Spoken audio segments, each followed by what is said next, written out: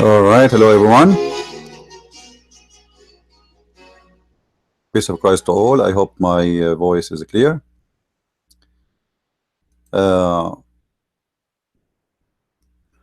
Today I opened my Facebook and I found a Muslim post made by a Muslim, and the post saying, uh, I love Jesus. I would like to see the Christians posting and saying, I love Muhammad. You know, it sounds like friendly and nice to say of a Muslim and sound like something peaceful, but is it really what it is? Or it is just to see to deceive you and to play you and maybe to move your emotion and make you feel like, you know what, I want to give this Muslim a hug, but they are asking you not for a hug, they are asking you to hug Muhammad.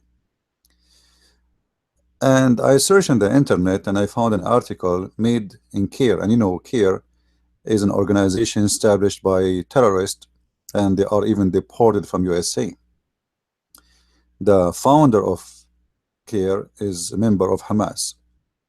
And I found an article here. It says, Jesus and Muhammad are brothers.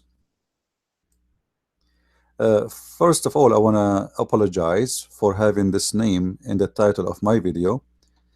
For sure, I mean no insult to my Lord. And actually, I consider this is an insult to the Messiah. And it's not something good. However, as long as the Muslim they mention it, we have to refute it. No, I am not in Paltalk. And just take a note, please, guys. You know, I don't go really to Paltalk unless I have something to do.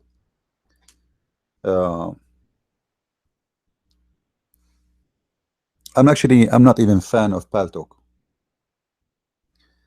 Because my experience with Paltalk, there's a lot of people there. They have a mental issues, and a lot of weird people. You know, you don't know even why they are fighting you. You have no idea why even they hate you. You know, so Paltalk is not really my favorite place. However, I don't hesitate to use all kind of tools in order to deliver my message.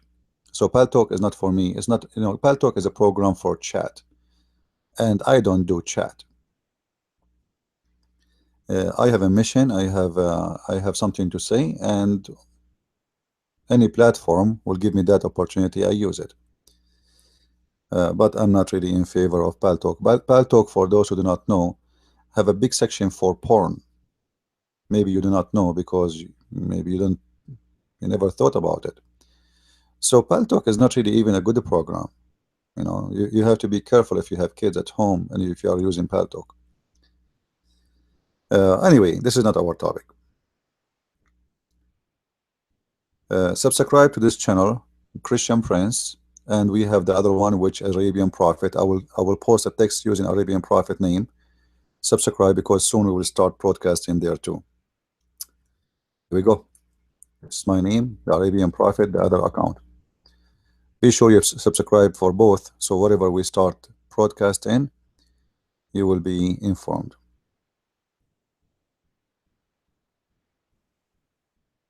And actually, next time if we have a debate with a Muslim, You better not to go. If we want to go to his room, I think it's better not to go to the room of the Muslim. I will go because I have to debate him. But you people, you should come to YouTube as long we are broadcasting in YouTube, because people, they complain about the Muslims giving redda to the Christians. And then I start receiving PMs from everybody saying they dot us, and like I'm debating the guy, and then pop-up windows come from like crazy. So I put myself in this, then don't disturb.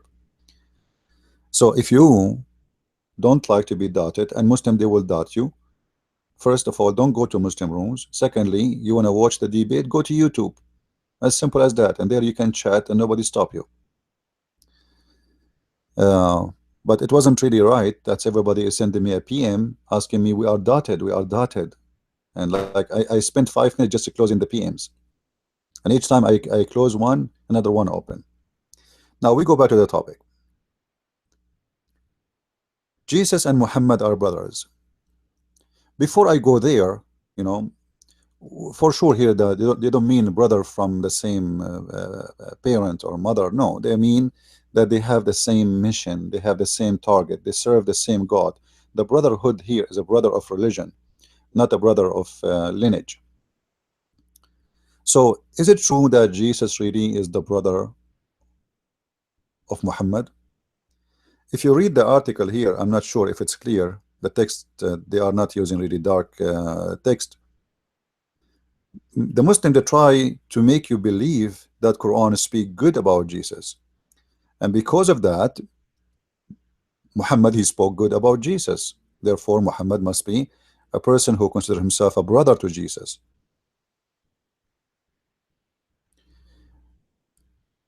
Once I have somebody in my door, and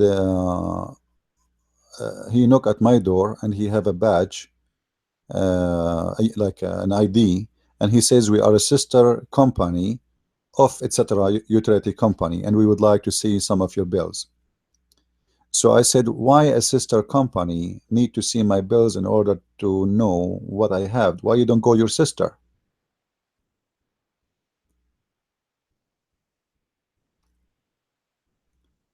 So obviously this guy is a scammer.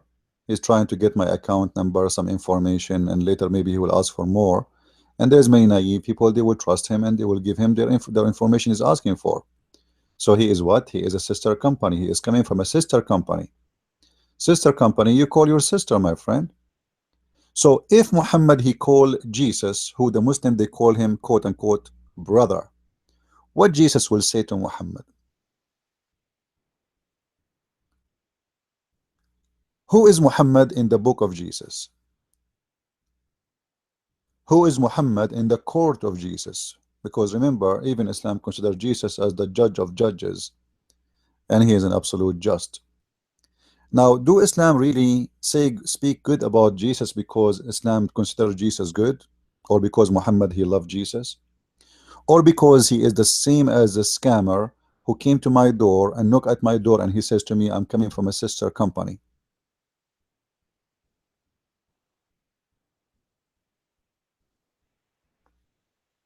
You know what I mean? If somebody want to scam you, he will not come to you and say, I'm a thief. If somebody want to fool you, he will not come to you and say, hey, I'm a criminal, I'm going to steal your credit card. He will not do that. He have to come to you in a clothes which you accept. So Muhammad, he have no choice except to wear uniform. And you will see Muhammad, he changed his uniform. Sometime he is a Jew, sometime he is a Christian, sometime he is a Sabian. It depends who is the one he is talking to, because he's a scammer. And I will give you an example. Let us switch to Arabic.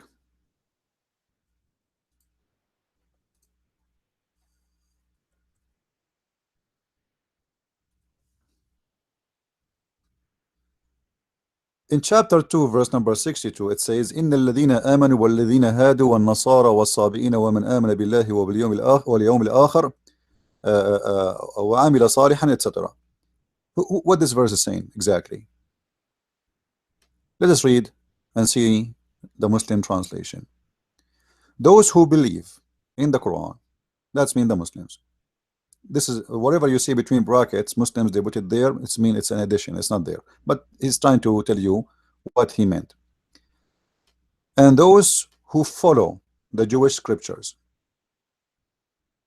and those and the Christians, and the Sabian, and any who believe in Allah and the last day, and work righteousness, shall have their reward with their Lord. Hold on.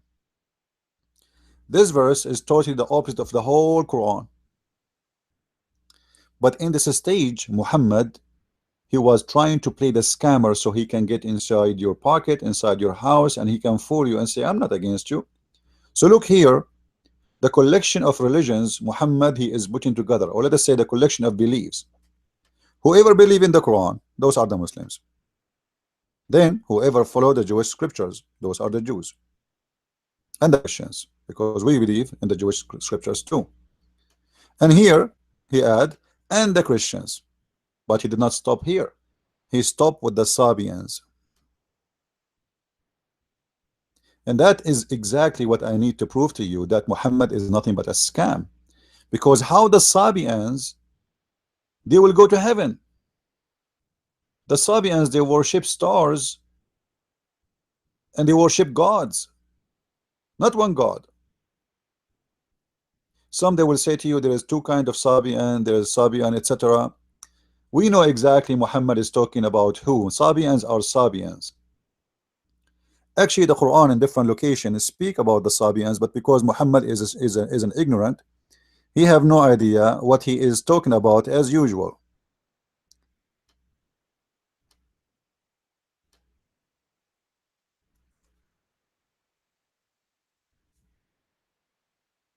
In chapter 6, verse number 74, chapter 6, verse number 74, and this is the Muslim translation.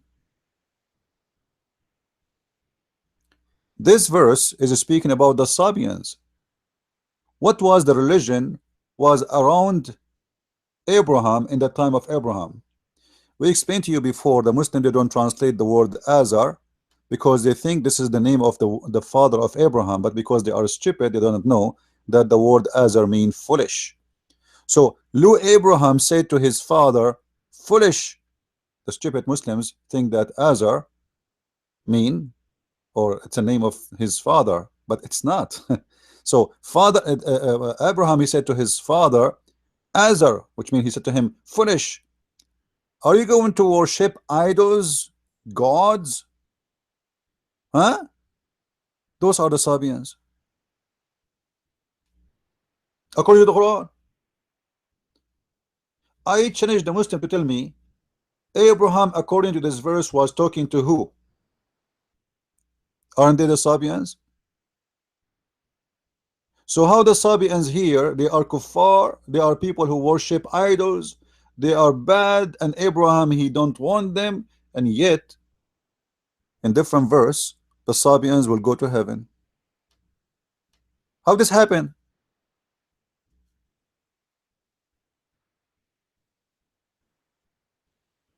But Muhammad as a scam,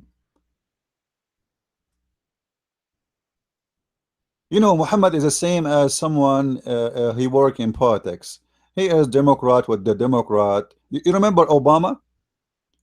Obama, he went to Jerusalem, he wore the Jewish hat and he was praying in the front of the temple. And even he wrote a paper and he put it in the wall, as a tradition of the Jews they do. When he spoke to the Muslims, he was a Muslim. Allahu Akbar, Alhamdulillah, wa la hawla bismillah, you know, and he started quoting Quran. When he speaks to Christians, he's a Christian. He went to Christian church, African Christian church, and suddenly he became a good believer. When he's with the atheist, he make fun of the Bible. When he is with the gays and lesbian, he is a gay and homo. That's exactly Muhammad. Muhammad in this stage was trying to collect as many as he can to fool. So with the Sabians, he said to them, don't worry, Sabians, you are good, you are okay, you will go to heaven. Okay, well, hold on. If the Sabian and the Christian and the Jews, they are going to go to heaven based on this, Why we need Islam? Anyone can tell me? Why even we need Muhammad? Are you getting my point? If this verse is accurate, and those look how stupid Muhammad is in this scenario, and those who follow the Jewish scriptures, don't the Muslims they say that the Jewish scriptures and the Christian scriptures are corrupt? How you can say to them, if you follow it, those who follow it, they go to heaven, if they don't have it, no more?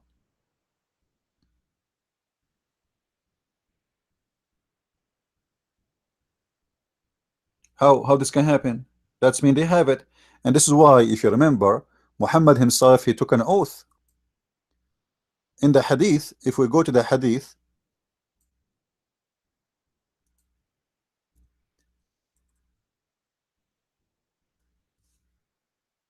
Muhammad, he took an oath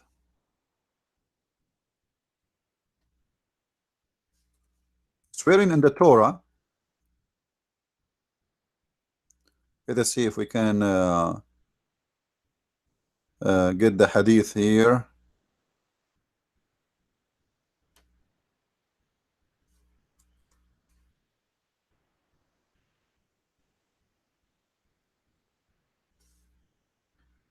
Uh,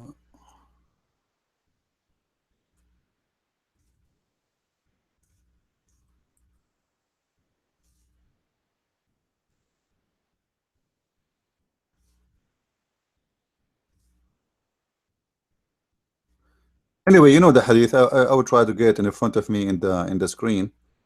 This search engine sometimes is not really too much accurate. Anyway, so Muhammad, he put his hands over the Torah and he said, I swear by thee and the one who sent thee. So Muhammad, he swear by the Torah, and he said, I أقسم بك وبمن أرسلك. He placed his hand over the Torah and he said, I swear by thee and the one who sent thee.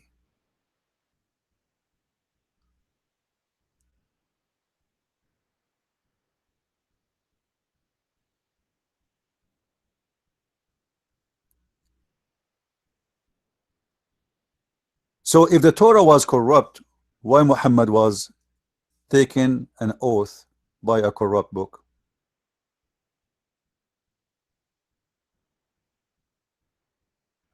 That's for sure a question Muslim don't answer, cannot answer. And actually, once in a chat room, there was a guy. He's a very stupid. He said to me, "Oh, the Prophet was trying to speak nice to the Jews. The Prophet was trying to be nice to the Jews, which means the Prophet is a hypocrite, because you don't take an oath in a false book, and the excuse is to be nice."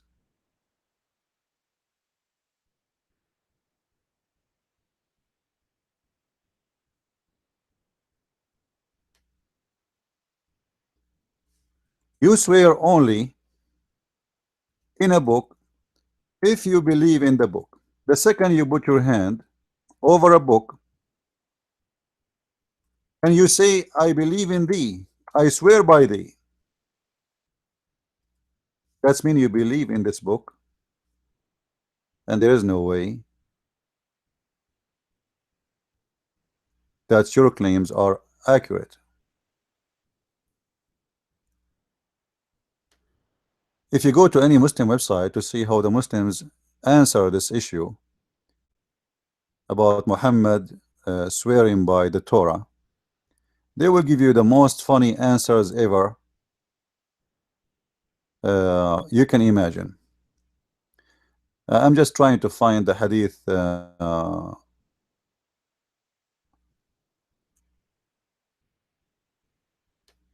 should show it to you, because some might say,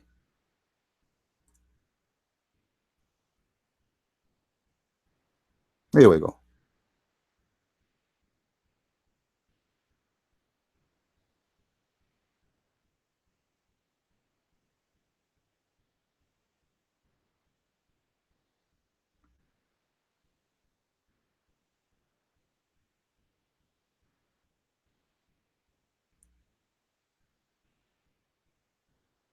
all those hadith speaking about the same story we are talking about. And here Muhammad is taking an oath saying, I swear by thee and the one who saved thee. And look what he said. Muhammad, he asked them to bring the Torah. Then he would draw the caution from beneath of him and place the Torah on it, saying what? Read with me. Read with me.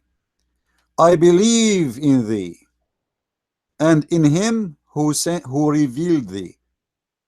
The Muslims, they cannot say he was believing in the cover. He said, I believe in thee, in the what? In the book. And this is a clear proof that Muhammad, he is saying this book is absolutely accurate, and not only he is taking an oath in it, he is witnessing that I believe in thee. So the Muslim, when they say to us the Torah and the gospel are corrupt, that will be contradicting to their prophet behavior. But here, as we told you before, Muhammad is a hypocrite man. With the Jew, he is a Jew. With the Christian, he is a Christian. With the Hindus, he is a Hindu. With the Buddhas, he is Buddhas. With the atheist, he is an atheist. He is everything. If you remember, when the Quran speak about Muhammad bowing down, do you remember the satanic verses? If you remember the satanic verses, Muhammad, he bowed down to the satanic verses to the idols and worship them.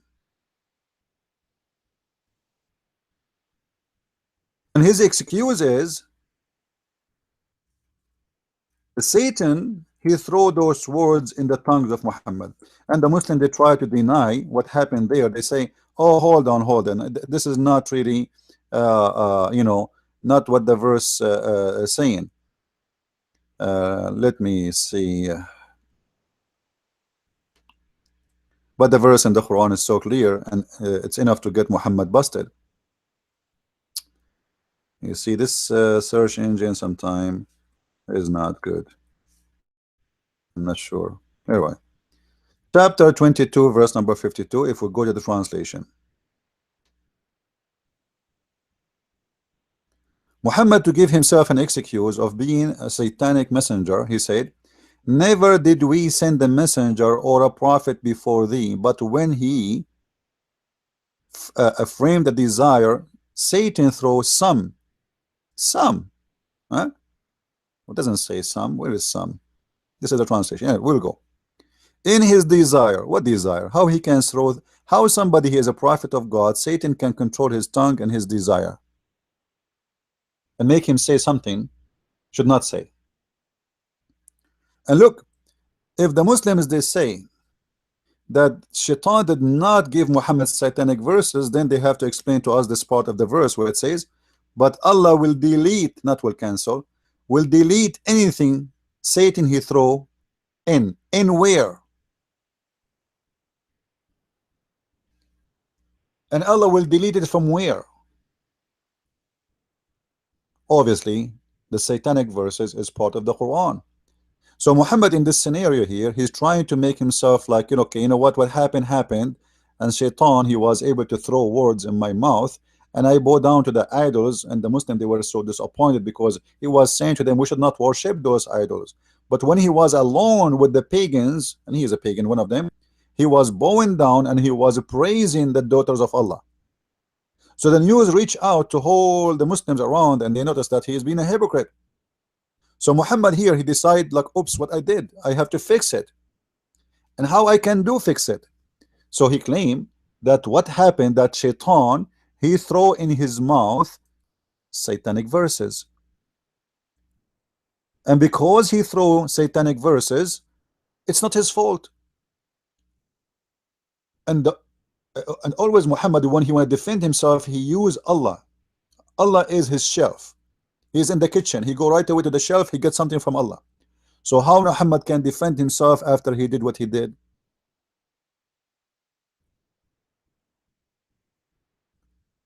So then he have to make a verse coming from Allah says, okay, don't worry. Muhammad is not the only one who received verses from Shaitan. He's not the only one. All the messengers before him. And this is very funny. Can you name for me Muslims One messenger before Muhammad received verses from Shaitan? Who is that one who received verses from Shaitan? Nobody. Nobody.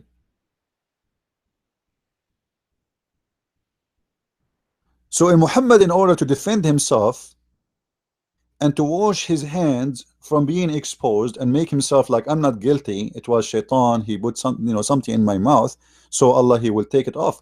But guess what? That will contradict the Quran in different place. In different place, the Quran says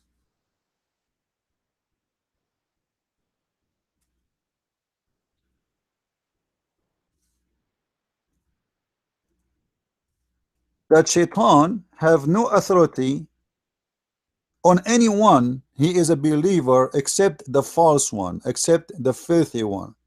Chapter 15, verse number 42. Read with me. Allah said to Shaitan, Allah said to what? To Satan. This is a conversation between Mr. Satan and Mr. Allah, and looked like Allah was speaking in the mirror. Allah said to Satan, forever, for over my servants, no authority shalt thou have, except such as put themselves in the wrong and follow thee. Oops. How Muhammad can explain that? Because Shaitan, he cannot throw in the mouth of Muhammad verses unless he have authority over thee. And how Shaitan can have authority over thee? The Quran explain. Shaitan cannot have authority over thee unless you are following thee, unless you are a lost person, and lost you are unless you are following the devil. So based on this, Muhammad is following the devil based on the Quran.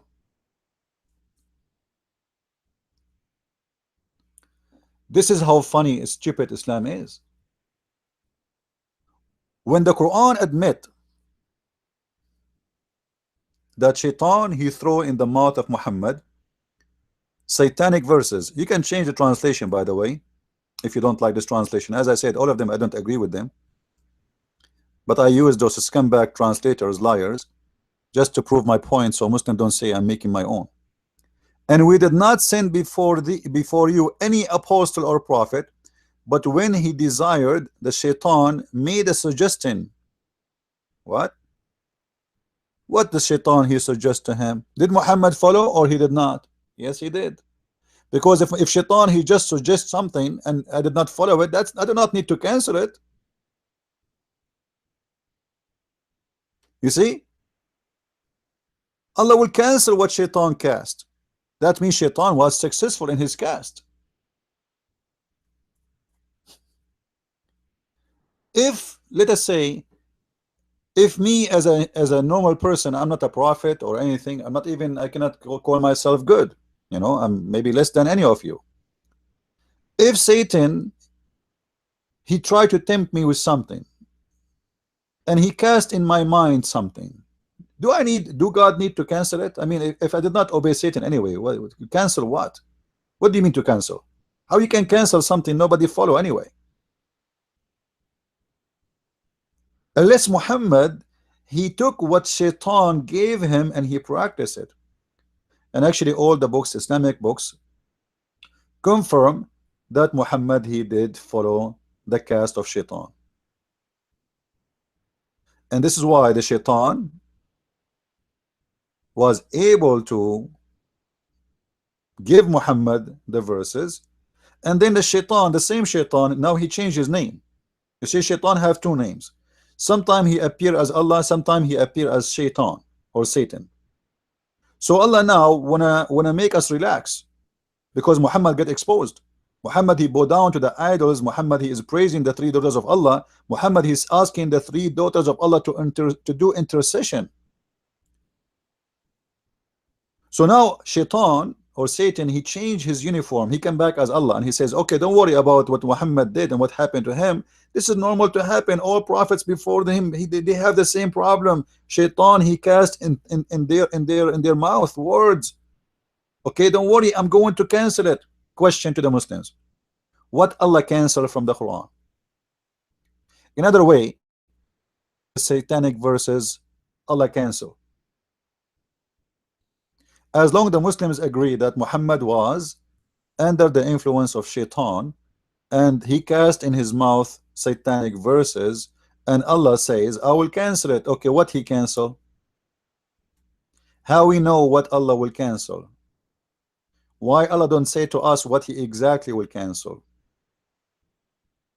And how we know that this verse itself is not coming from Shaitan? Because if Shaitan was able to throw in the mouth of Muhammad verses, he can throw this verse too. Just to make you relax, says, okay, whatever Shaitan he throw, I'm going to take it off just to make you relax. What is our guarantee that this verse we are reading in front of us on the screen itself is not made by the devil? Now, going back to our topic about Jesus being the brother of Muhammad. Based on what we showed you, Muhammad himself, from his own words, he did judge himself and he exposed himself to be a false prophet.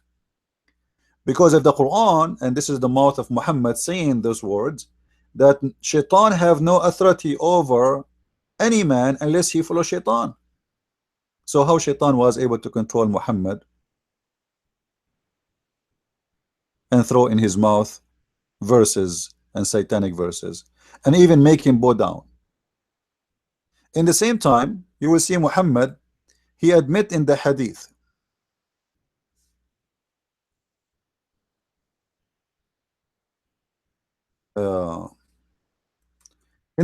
Muhammad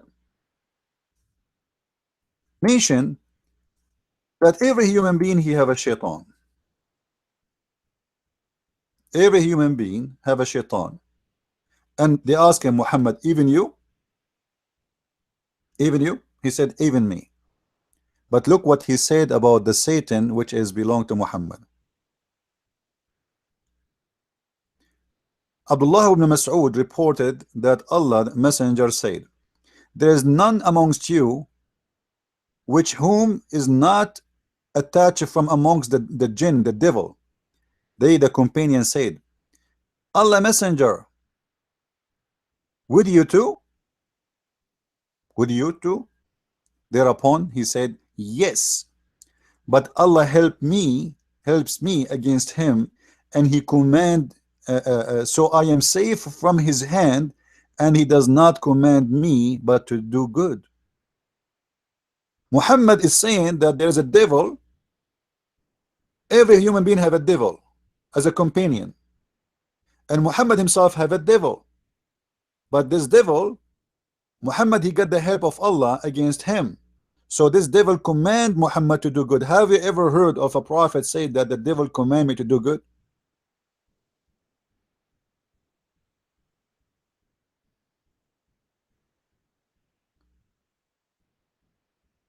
Since when? The devil is command. Look what he's saying. This is not my words and this is not my translation. Look what it says. I am, so Allah helps me against him, so I am safe from his hands, and he does not command me. You see the word command me? But for good. And this is exactly the correct translation, actually. And I'm really surprised that the Muslim, they give a correct translation in this hadith, because usually they try to hide those stuff. In Arabic it says, إلا إن الله أعانني عليه فأسلم فلا يأمرني إلا بخير. And actually in Arabic is more horrible. In Arabic is more horrible. Here, look what happened. The Muslim, they translate only that he command me to do good, but they didn't translate the first part, which is the devil converted to Islam. Have you ever heard of a devil become a Muslim? Look what it says. إلا إن الله أعانني عليه فأسلم فلا يأمرني إلا بخير. So Allah helped me against him, so he converted to Islam. The devil of Muhammad is a Muslim devil. He is a devil, yes, but he's a Muslim. Do you see the madness? I saw in YouTube a cow saying Allahu Akbar. I saw a dog saying Allahu Akbar, which is very funny, stupid, you know. Those Muslims are obsessed. I saw in YouTube a guy, he opened a watermelon, it's saying Allahu Akbar, which means converting to Islam. And now the devil is converting to Islam too.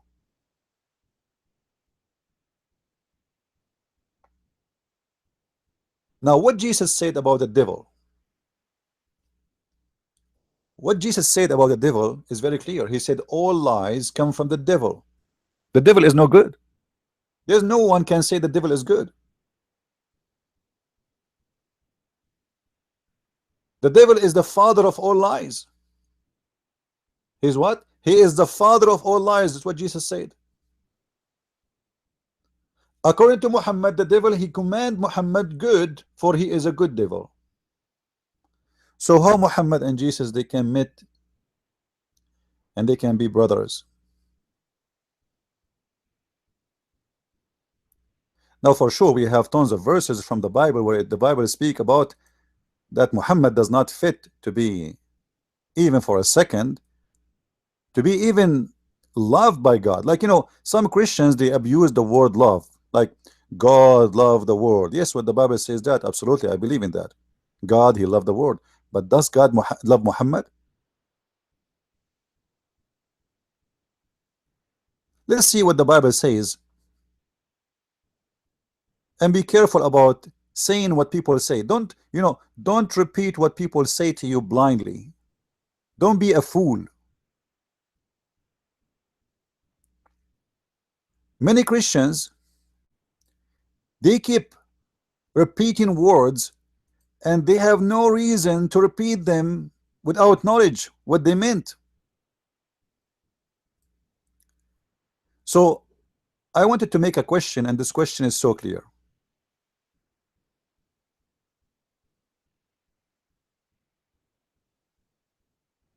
Does the Lord love everyone, including Muhammad? Based on the Bible, no. But obviously, people don't want to see what's happening. People don't want to see and want to read.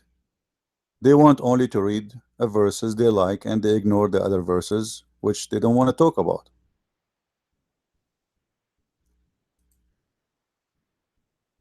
If you go in the book of Daniel, as you see in the front of you in the screen, you will see the Bible speak clearly about someone like Muhammad.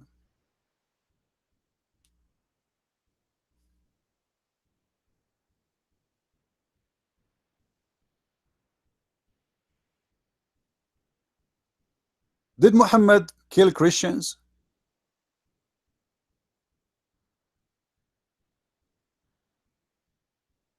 Did Muhammad persecute Christians?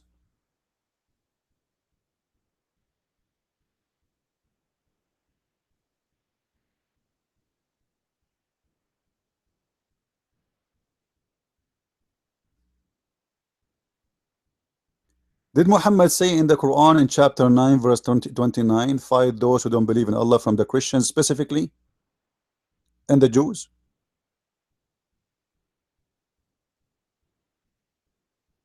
Did he speak about Jesus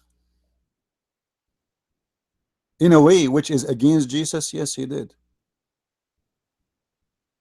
You see, when Muhammad, he mentioned the name of Jesus, he never spoke good about him actually.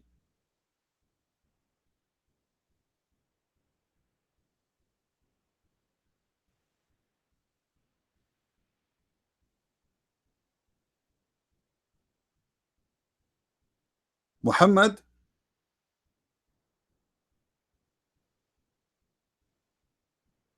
Muhammad, he did everything an antichrist can do. And one of the most important things an antichrist can do is this.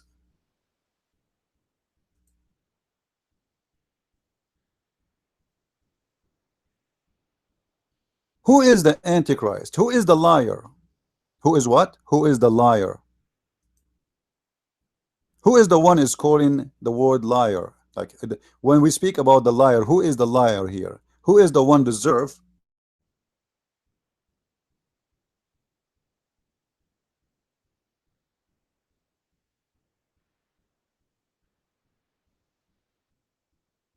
to be called liar? The verse in the front of your eyes is the one who denies that Jesus is the Christ. He is the antichrist who deny the Father and the Son.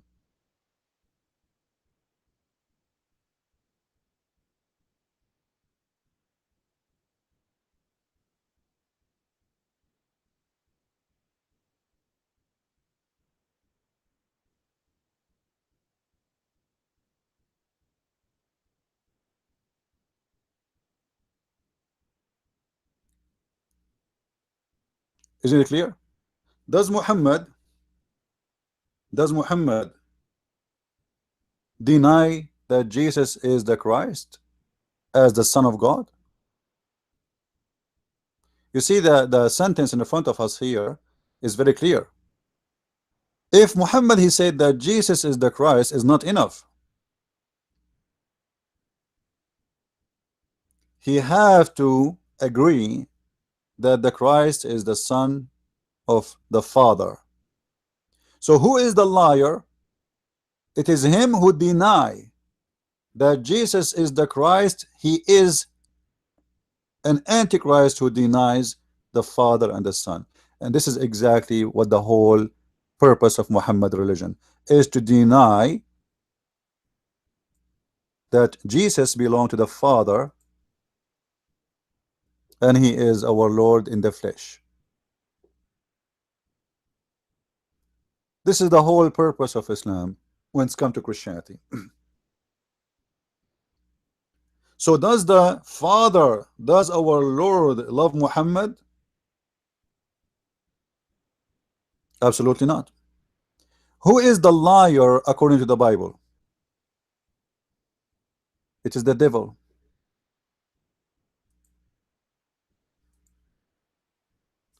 Satan is the father of all lies. So does the Father, our Lord, love Satan? Absolutely not. Him and his followers will be cast in hellfire.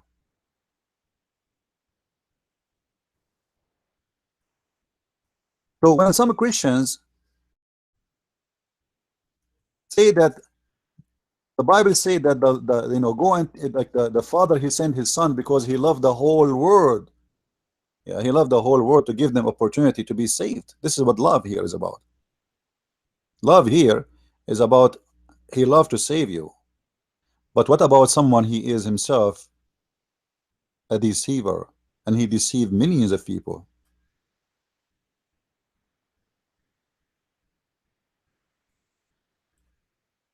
The Father will love him?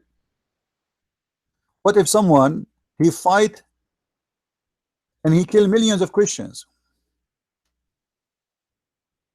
and because of him many they were forced to convert to a religion, deny the Messiah as the son of the Father? That is someone God he loves him? Absolutely false. The Bible in John chapter 8 verse number 44 says, you belong to your father. You belong to who? To your father. Who is their father? The devil. You do the desire of your father. What is the desire of your father? Number one, to spread hate, war, killing, rape, and not to forget to mention to deny the Messiah and the Son and the Father. You are of your father, the devil, and the lust of your father ye will do. He was a murderer from the beginning, and he never followed, follow the truth, because there's no truth in him. And when he speak a lie. He speak from his own, for he is a liar and the father of it. Who is the one who's talking there? That's our Lord.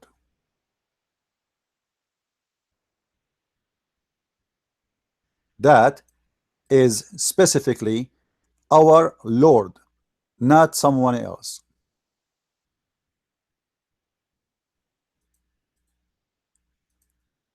And I find that this verse specifically is perfectly made to speak about someone like Muhammad.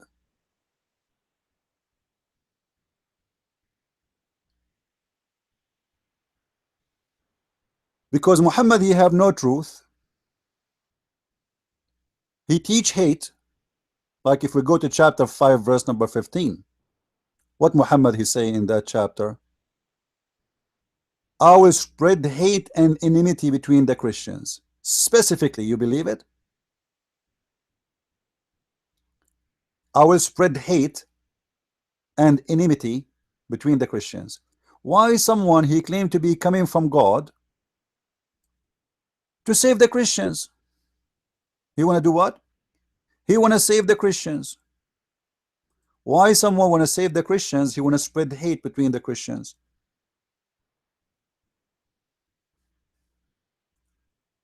How this can happen? What is the purpose of salvation of spreading hate between the Christians? Is that will save them? No. Is that will make them hateful? Yes. Is that will make them good? Absolutely not. So what the purpose of spreading hate between the Christians?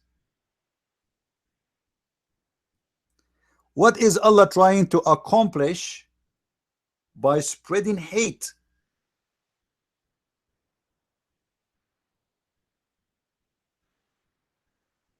between the Christians?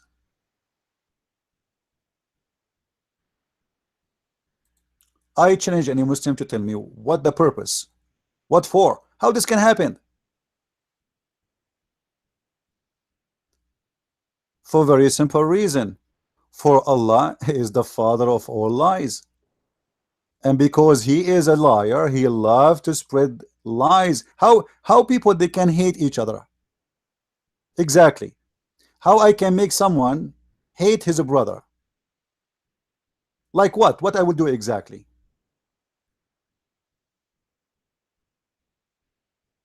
Hate always is spread by spreading lies.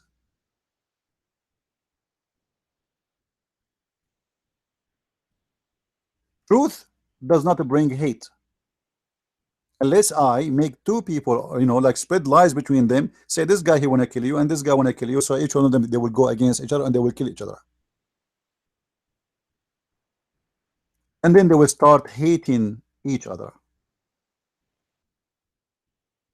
So what Allah will do, as he revealed in his Quran, let me show the verse of the Quran in front of you in the screen so you can see what I'm talking about. Because some people they might say, well, it doesn't, maybe it doesn't say that. Actually, let me show you the verse as it is from the Muslim website. That will be maybe even better.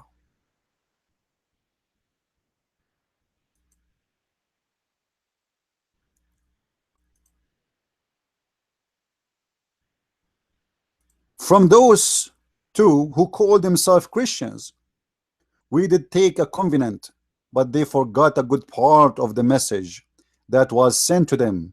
So we string them with enmity and hatred between one another to the day of judgment. Hold on. I challenge anyone he claimed to be a Muslim to explain to me what is the wisdom of stringing someone he is lost.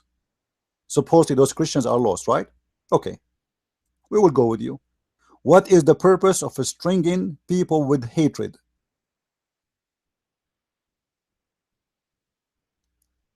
Have you ever heard of a doctor like Allah? You see, when you go, let us say you are a person who have, the Muslim, they say we have Islamophobia, right? Don't they say that? They say we have Islamophobia. I find it very funny. I found that the one who is Islamophobia is those who know too much about Islam, which they should not know.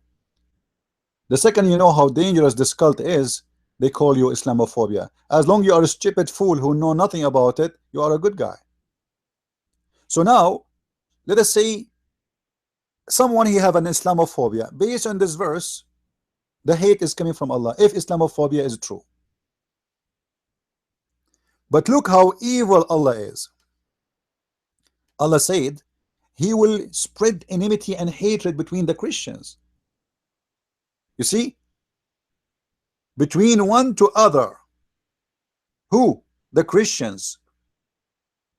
This is why I find those who divide the Christians between Catholic and Protestant, they are serving without knowing the devil of Islam. The Satan here is speaking his plan, my friend. Can't you see it? The Satan Allah is speaking his plan to you.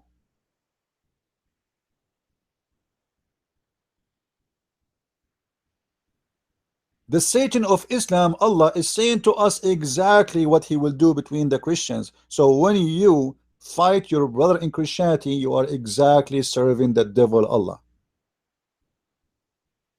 This is why you will never see Christian prince approving anyone he divide the Christians.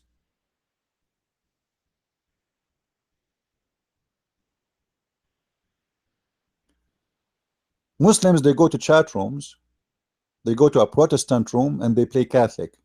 They post two words, the Protestant, they go crazy, they start attacking the Catholic. And they do the same. They go to a Catholic room and they attack the Catholic, and they play Protestant in this case.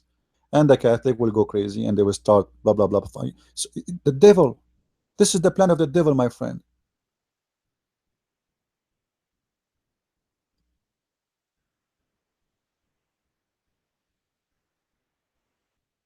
A true Christian, he don't need to agree with someone is wrong, regardless if it's a Catholic or not.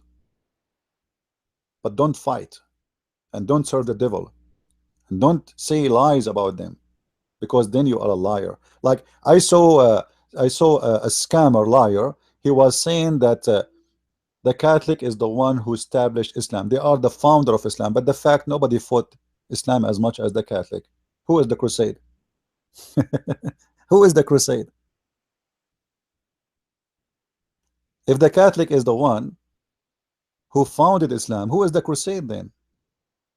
Madness, stupidity. I saw one from the Seven Adventist cult saying that the Catholic, Khadija was a Catholic. You believe it? And she was a Catholic nun. And Khadija, she have 3 husbands, you idiot. She have tons of kids. She have a truck of kids. Those people, they are serving Allah, spreading lies between us as a Christian so we can be divided.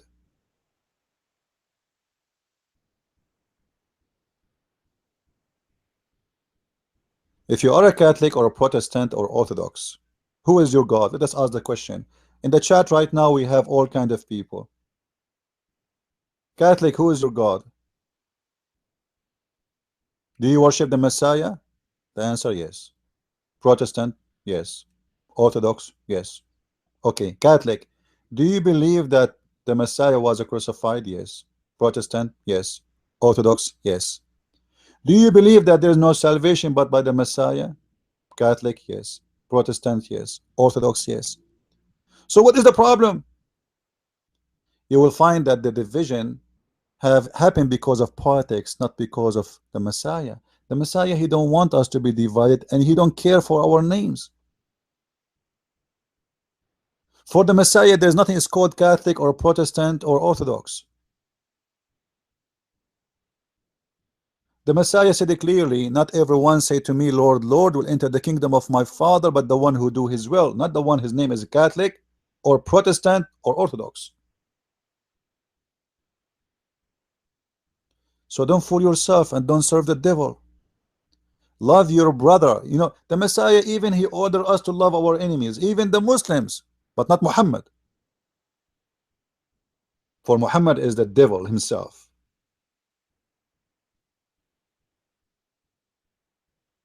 So you teach in your church that you should love Muslims, but you don't teach in your church that you should love the Catholic or the Protestant. That's a shame. We as a Christians, we've been ordered to love everyone except the devil. And Muhammad is the devil. And the proof is in the front of your eyes. Because if Muhammad is not from the devil, he will not say such a thing in his Quran. And we know that he is the one who's making this verse. He will spread hate and enmity between the Christians. This is the plan of the devil. This is not the plan of someone is good. He have a good heart, or he have a good will, or he's trying to save humanity from hatred. Can we save humanity from hatred by spreading hatred? No.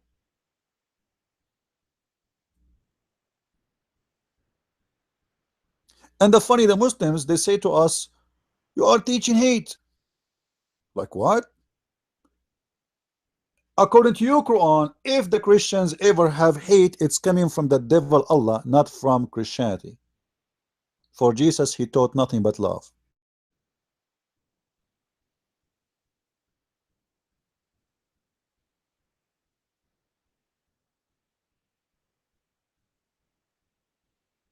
That is the message of Islam, my friend. It's in the front of your eyes.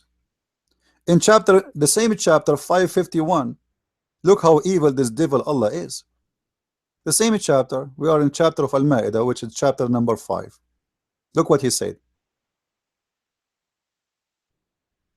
Oh, who you believe, take not the Christians and the Jews and the Christians as your friends or protectors. Have you ever heard Jesus saying, don't take someone, don't talk to someone, don't be nice to someone, don't be hate someone just because he is not a Christian, he is not for? That's absolutely false. That's a very hateful teaching. If you cannot take me as a friend or a protector, what you will take me then? The answer is very simple. They are the enemy.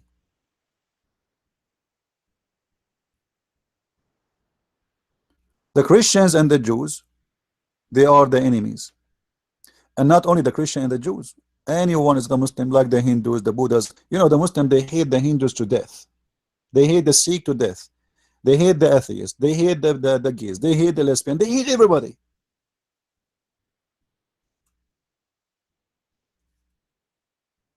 Because this religion is born of the devil. It's based,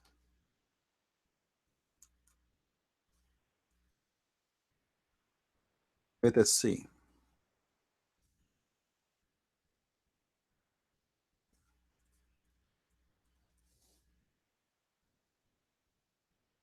In chapter 60, verse number 1, look what the Quran says.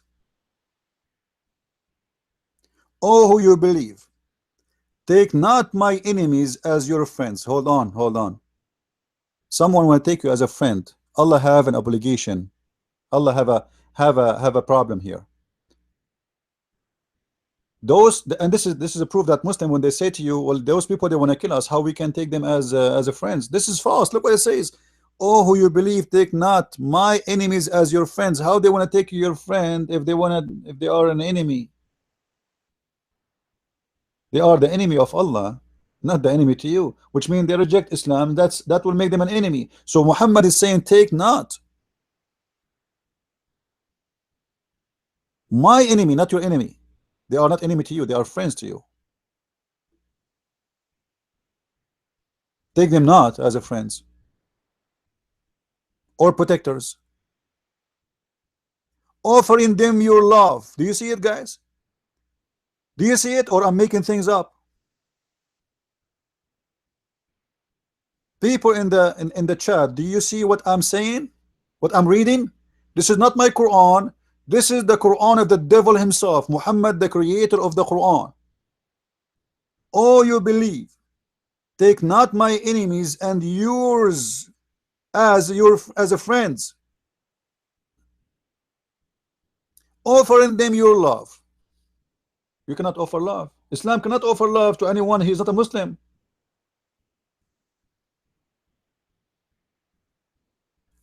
Islam is against offering love to non-Muslims. It's in the front of you. Even though, read with me,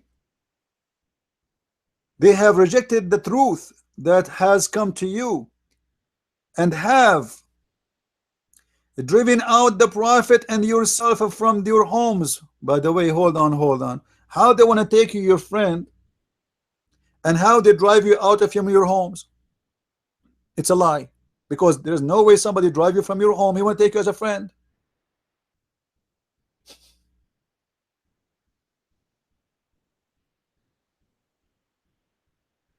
It doesn't make sense. Somebody kicked me out of my house. Now he want to take me as a friend. And by the way, the story of Muslims being kicked out of their houses, it's an absolutely false. All of us, even the Muslim themselves, they agree that Muhammad himself is the one who ran willingly. He ran. He asked even Ali ibn Abi Talib to sleep in his bed so he can run. Look how coward he is. They claim that they were watching his house, and the Muslim claim that they have a plan to kill him, but nobody did anything. Nobody even attacked Muhammad. That's a lie. But look how coward Muhammad, based on the Muslim stories, he asked a child like Ali to sleep in his bed so he can run.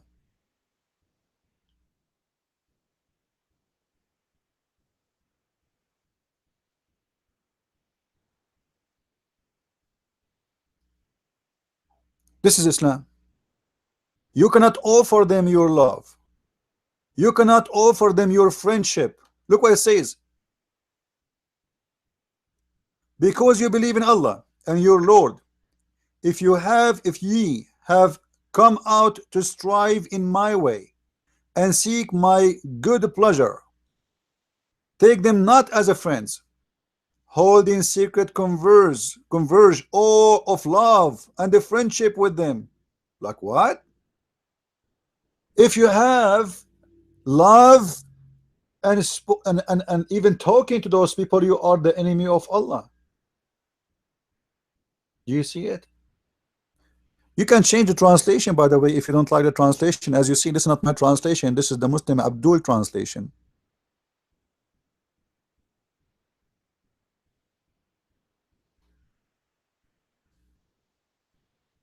Choose any translation you wish. All of them, they are false anyway. As you see,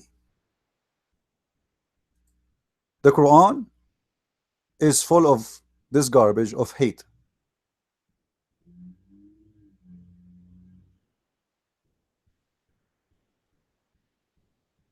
Yeah, because you know the Muslim translation is absolutely false. Don't ever trust a Muslim translation in anything regarding his religion. Never do that. So if we go back to the Bible,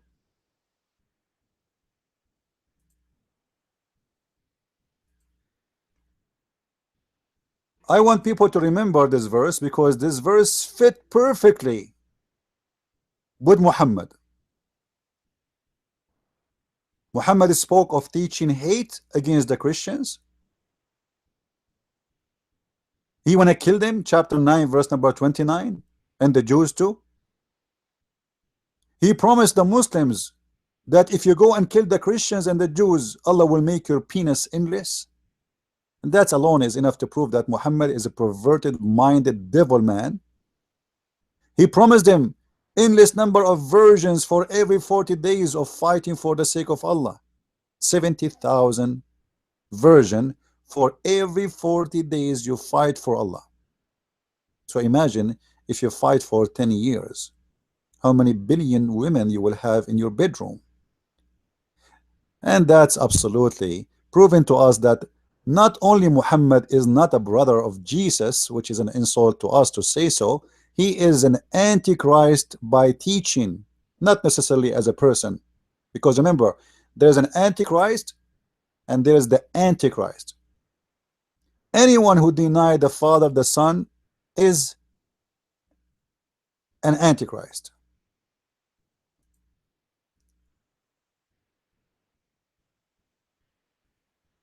And Muhammad, he is a leader in the antichrist world.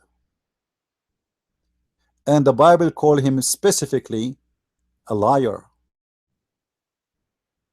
For the Quran deny the nature of Jesus. Actually, Muhammad, he said that Allah, he will marry him Maryam, the mother of Jesus.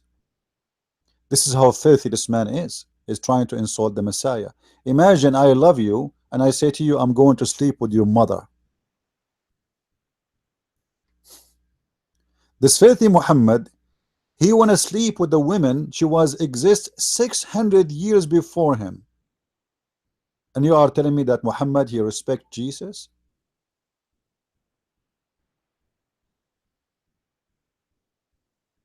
Is that how much respect Muhammad he have?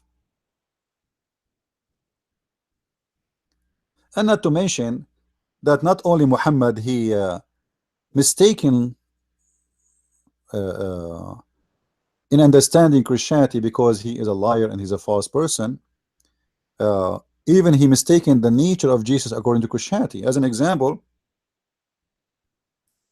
uh, Muhammad he think that the Christians, they believe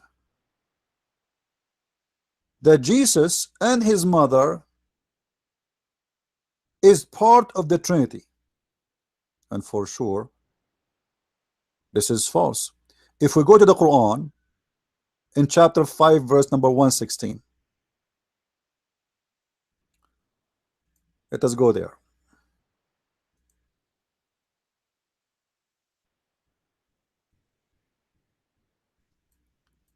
And this is the translation of the potato Yusuf Ali. And behold, Allah will say, O Jesus, the son of Mary, did you say into men worship me and my mother as gods instead of Allah or beside Allah? Like what?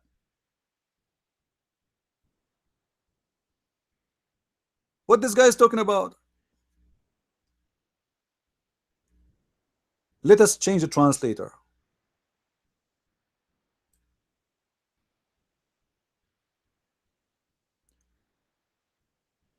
And remember, between two brackets, when Allah will say, this doesn't say will say, this is guy so stupid. This translation is so stupid because this is the verse in the Arabic is coming in the past, not will say, you idiot. What a dumb translator. In Arabic it says وَإِذْ قَالَ اللَّهُ. قَالَ, it's a past tense. It's not the future. Dumb Muslim trying to translate. Look like he was using Google maybe. Let us go to Shakir. And look again. And when Allah will say, like where it says when Allah will say, it says he said. Unbelievable.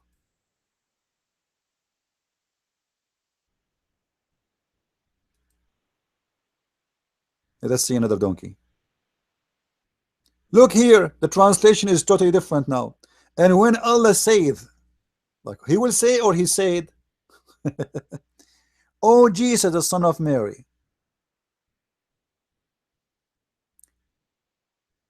This guy, he put the word beside Allah. Beside Allah. The Quran doesn't say that. The Quran says min dunillah, instead of Allah. I mean, can you find me one Muslim translate the Quran and he is not being a donkey? Not even one. For very simple reason, none of those who translate the Quran are an Arab. You believe it? Yusuf Ali, Muhsin Khan, Potato, Tomato, all of them, they are not Arab, but yet they are translating the Quran from Arabic to English. Thank you for the computers and the software. So what the Quran teach, that the Christians believe that Jesus Confess in front of Allah, saying, I did not tell the people to worship me and my mother as gods. Now, can you name for me one Christian sect worship Mary as God? Some will say to you, well, the Catholic, they pray into Mary. That's false. That's false. What the Catholic they do, they ask Mary to pray for them. They don't pray to Mary. How many of you ask your friends to pray for me? Like you say, pray for me, please.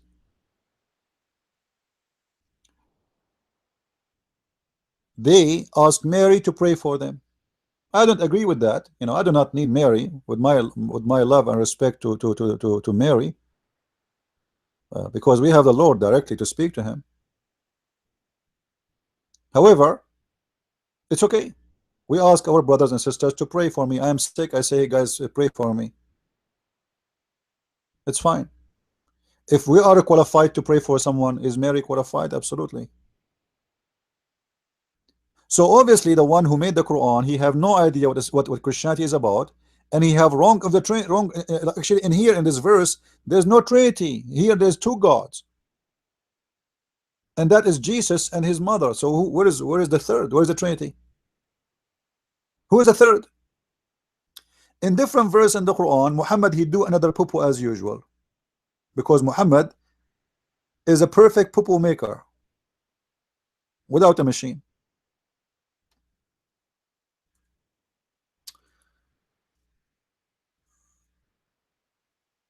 In different verse, the Quran claim that the Christians believe that the Messiah is Allah.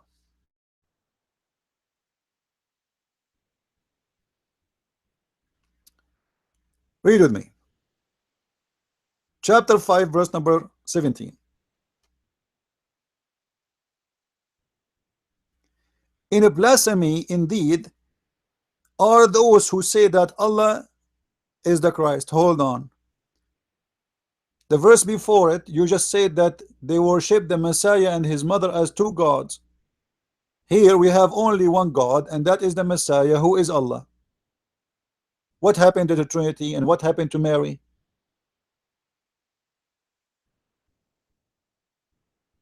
What happened? Based on this verse, the Christian believe in one God. And the only stupid thing Muhammad he said that we believe in Allah. We don't believe in Allah anyway. There's no Christian who say that Jesus is Allah. Somebody will say to me, like the Arab Christians in the Middle East, they are using the word Allah when they speak about God because they've been forced to. But no Christian really believe that Allah is our God anyway. And no Christian believe that Jesus is Allah. However, let us go with the conversation. If the Quran confirmed that the Christians believe that the Messiah is Allah, that means they don't believe in three, they believe in one. They don't believe in two, they believe in one.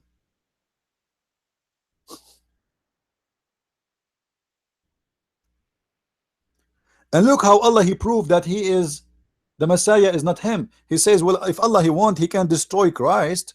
Really? I mean, don't you think this is a very stupid argument to say?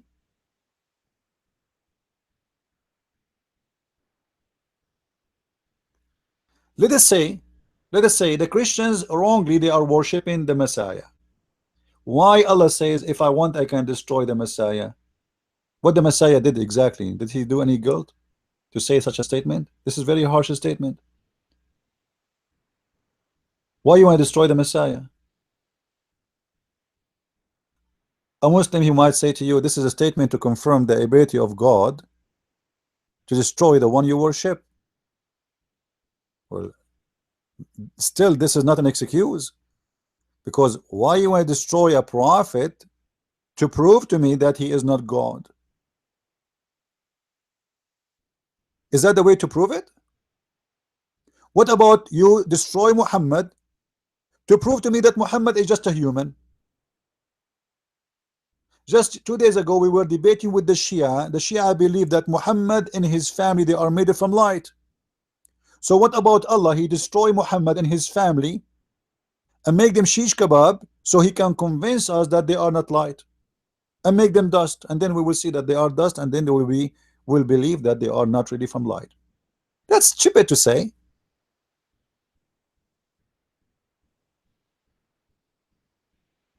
And then you will see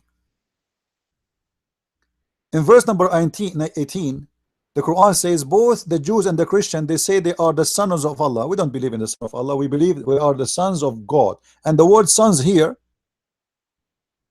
have a meaning, have a metaphorical meaning. We are not really the sons or the children's in the meaning of father and son as a bloodline.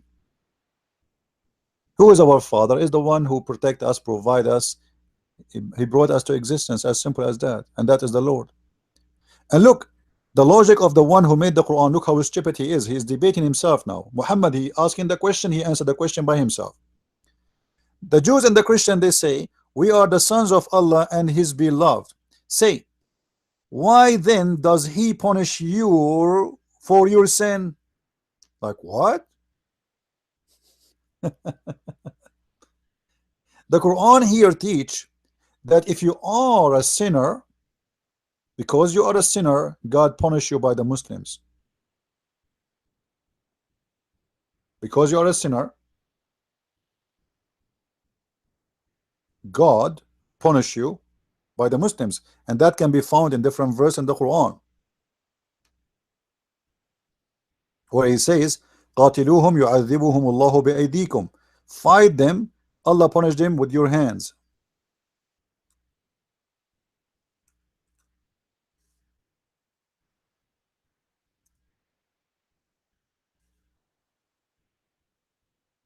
All right.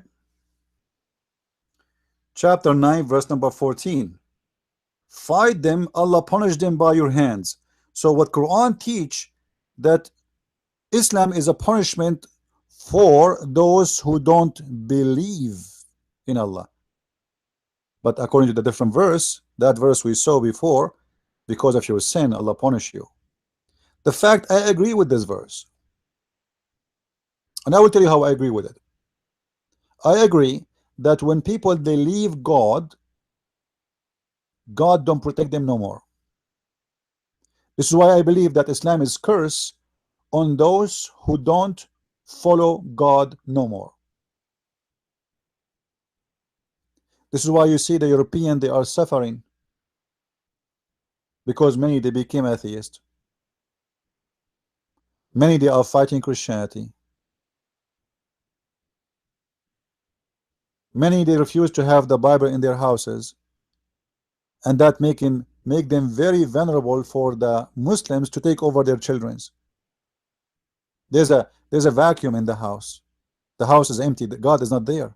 The devil is going to fill the space. This is why you see suicide, drugs, rape, killing, converting to Islam. All those are the symptoms of not being following the true God. When you desert yourself, when you divert, you stay away from God, God stay away from you, because okay, he will leave you alone. No protection. He do not need to send Islam on you. No, our God is not evil the same as the God of Islam. No, but evil is there, already there. It exists. Evil is exist even before Muhammad is exist. So you stay away from God, your house have no protection. And the house here is not a wall and a window. The house is your, you as a human being, your family. You are easy. You lose your immune system. Even scientists agree that those who have a belief, they can fight diseases a lot better than those who they are atheist. It's a scientific fact.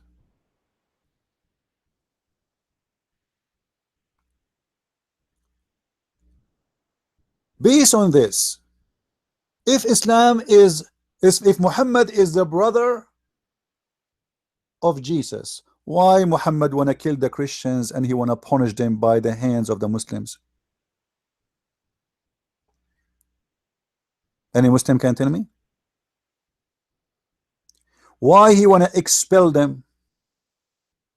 Why he want to torture them? Muhammad, he said, I'm going to expel the Christian and the Jews from the Arabian Peninsula.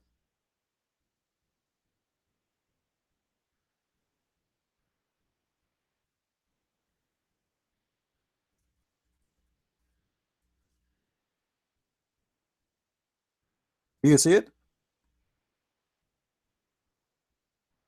Muhammad, he said, narrated Ibn Umar ibn Khattab, he said that the message of Allah said SAWS, which mean shish kebab, aftermarket, waste, sewage. I'm not sure what said. If I live, if Allah wills, I will expel the Jews and the Christians from the Arabian Peninsula. This is genocide.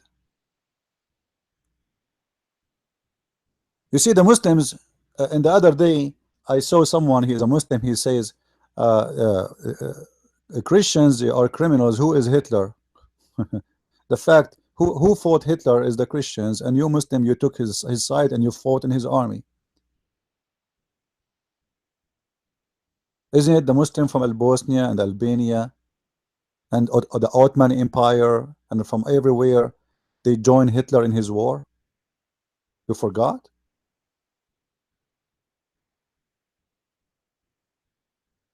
You think we have no history? You think we don't read? Muhammad is the first Hitler in the old history. You see, Alexander the Great, when he occupy, he don't expel people. He occupy, he bring his army, he try to live with those people and try to make them citizen, to spread his empire. Muhammad, look what he said. If I live, if Allah wills, I will expel the Jews and the Christians from the Arabian Peninsula. Is that a prophet who is going to spread a message of peace? You expel them from their houses. Why? Why? Is that a merciful act? Is that a nice act? Is that a God teaching?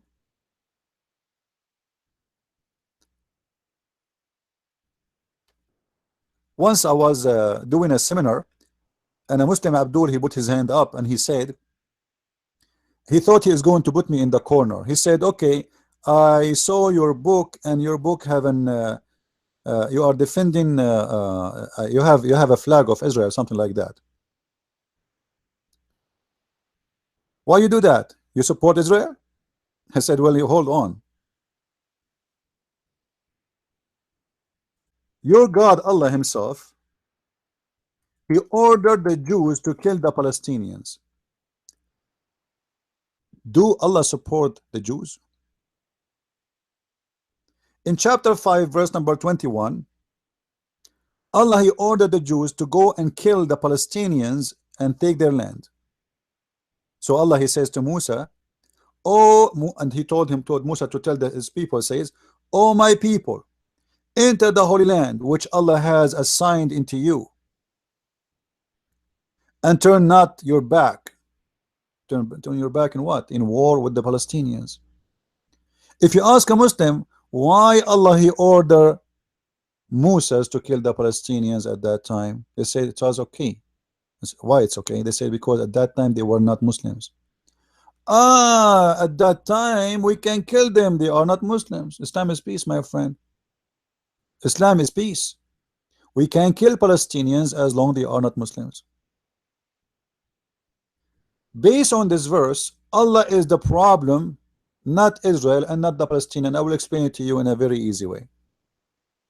If Allah did not order the Jews to go and take Palestine from the Palestinian as the Quranic claim, there's no war today. Why Allah did not say to the Jews, go and take Alaska? It was empty. Actually, until now it's empty. Like the total population of Alaska, I think not even 500,000. Why Allah did not tell the Jews go to a place where nobody live? The Arabian Peninsula is empty.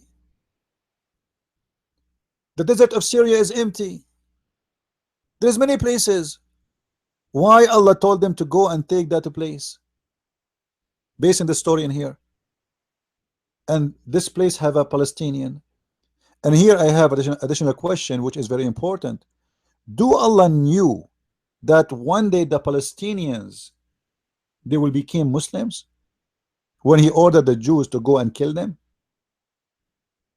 Do Allah knew that because of this stupid order, he will make a war between the Jews and the Muslims and the state of Israel? Do Allah knew? Absolutely he don't.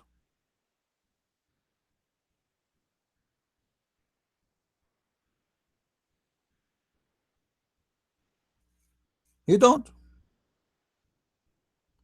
If Allah knew that this land one day is going to turn to be the land of Muslims, he will not order the Jews to go and kill the Palestinians. Same time, what is the excuse to go and kill them, to take their lands? Why Allah assigned the land to them? Any Muslim can give us an answer? What is the justice when Allah He assigned the land to the Jews? If you don't like this translation, we can change. Actually, this translation here is better because it mentioned the word holy. And this is my question again to the Muslims. Why this holy land is called holy land in Islam? At that time, Musa did not even enter it yet. Why Allah He called it holy land? Any Muslim can tell us?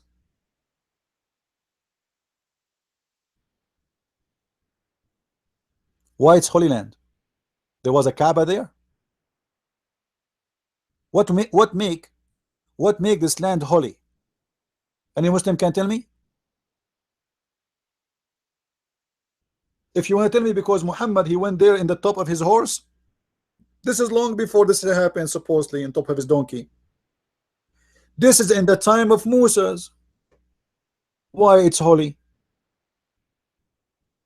Any Muslim here?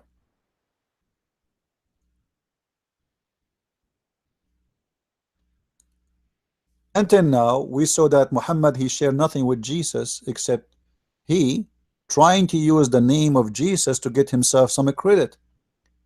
This is why the Muslim, as you see, the Muslim they try always to say that Muhammad is descendant from Ishmael, and there's many naive Christians in their churches they keep saying the same. They say Muhammad is an Ishmaelist.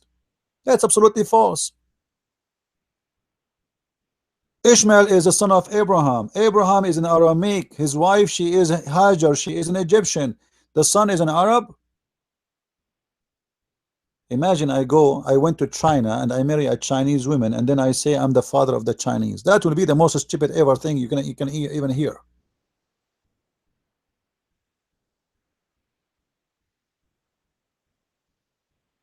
How Ishmael became the father of the Arab?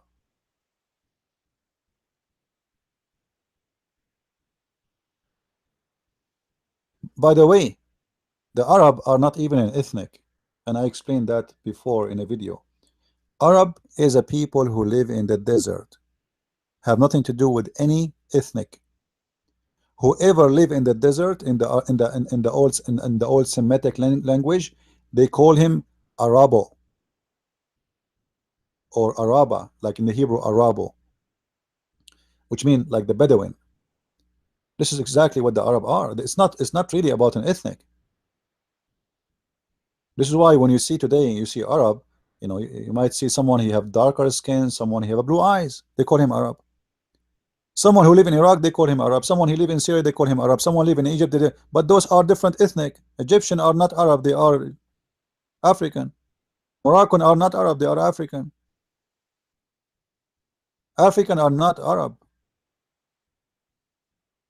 unless they are people who live in the desert, and that's what it's meant.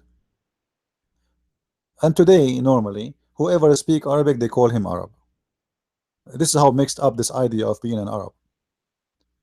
But the truth is, the word Arab is about people who live in the desert. It is not about an ethnic. And even Arabic word, Arabic language does not even exist.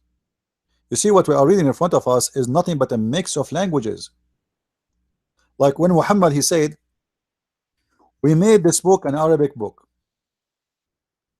Chapter 12, verse number 2. We made this book as an Arabic book so you might understand. Look at this guy, Yusuf Ali stupid. He says, you may learn wisdom. But that's not true.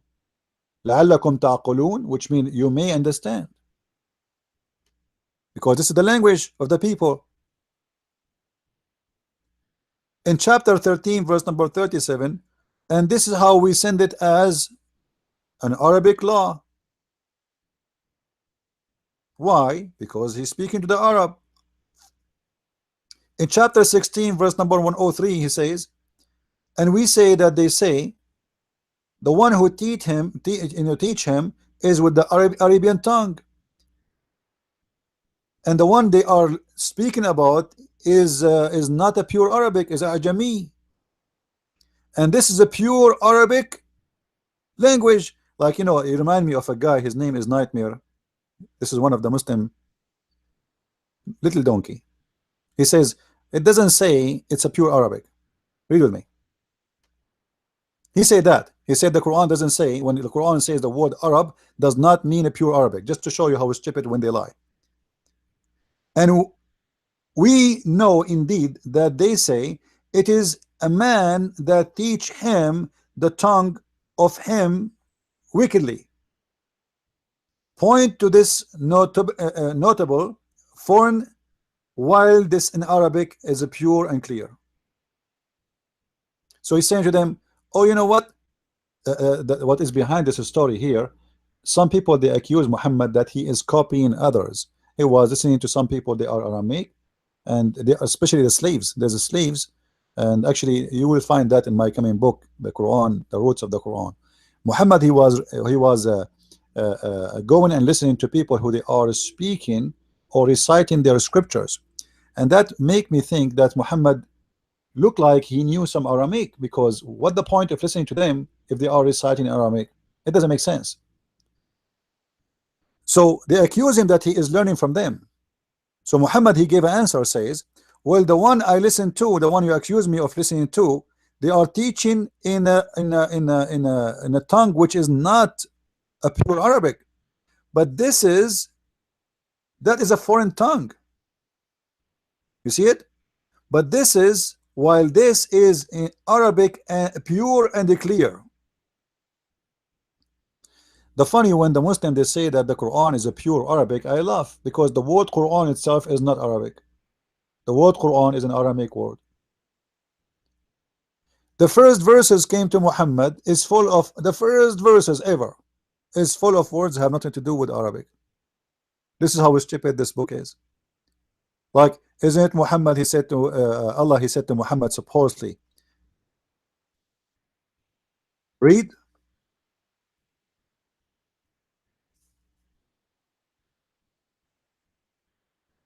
Chapter 96, verse number 1, 2, 3, 4, etc. It says, and look at the funny translation here, because Muslims are confused. When Allah says to Muhammad, Iqra, he meant proclaim or he meant read.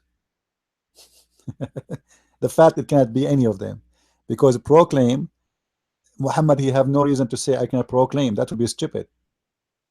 And if he's saying read, Muhammad, he have no reason to say read. Read what? Because did he give him something to read? Actually, let me grab this verse for you. Hold on. Do you remember in the Old Testament,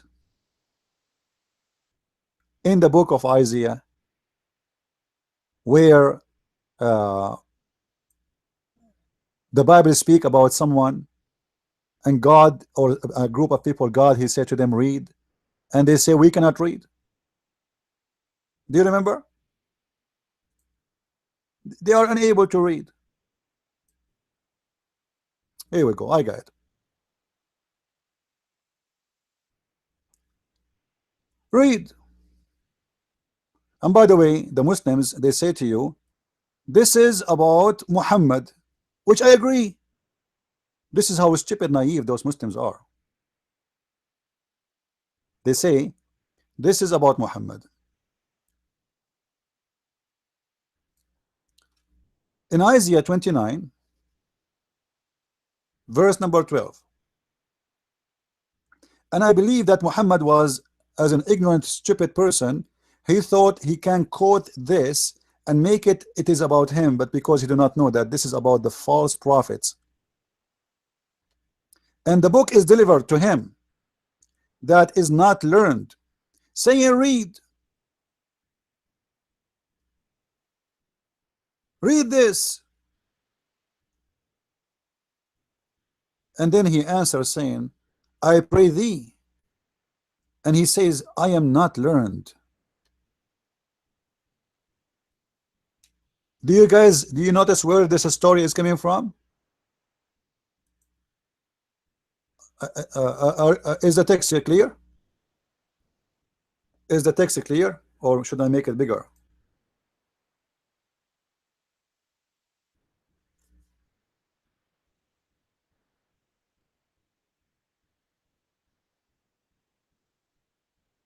Do you see it? In the chapter 96, when Muhammad received Quran first time, an angel came to Muhammad and he started squeezing him, and he was saying to him, read. And then he said, I cannot read. The stupid Muhammad is quoting from the book of Isaiah because he thought that will fit with him. And I absolutely agree. It fit with him perfectly.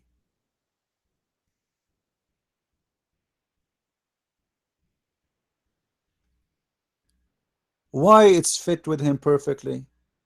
Read what the verse is saying. The Bible is so clear. This verse is speaking about those who worship the Lord with their mouths, but in fact they don't even hear him, they don't even listen to him, they don't even honor him. They worship the Lord with their lips, but they don't honor me, but have removed their heart far from me, and their fear and their fear forward me. That is Muhammad.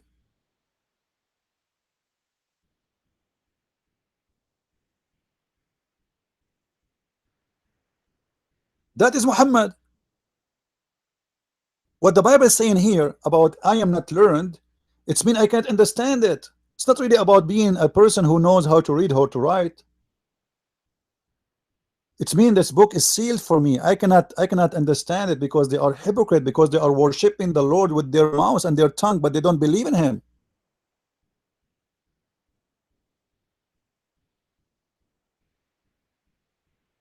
So Muhammad the thief, because he is a liar, he is a thief. He quote Isaiah chapter 29 verse number 12, and he tried to make it fit with him. And I know I have no problem with this verse to fit with Muhammad. Actually, it fit with him perfectly. And the Bible say clearly that this kind of people, those false prophets, God will punish them. Read it. Those false people who they are speak in my name, move their lips speaking about me, but they don't believe in me and they don't listen to me, and they cannot they are not learned the book, but yet they speak too much about God. You see, the word learned is not about being illiterate. It's about illiteracy toward God. It's not about being illiterate about writing or reading. And the Muslims, because they are a nation of ignorance, they don't even know how to explain to understand the Quran, because the Quran never said Muhammad is illiterate. I never saw a Muslim he understand his Quran. Anyway, if we go to the Quran and we check out what the Quran says about the word ummi, the Muslim, they say to you, okay, the Quran says Muhammad is ummi. Ummi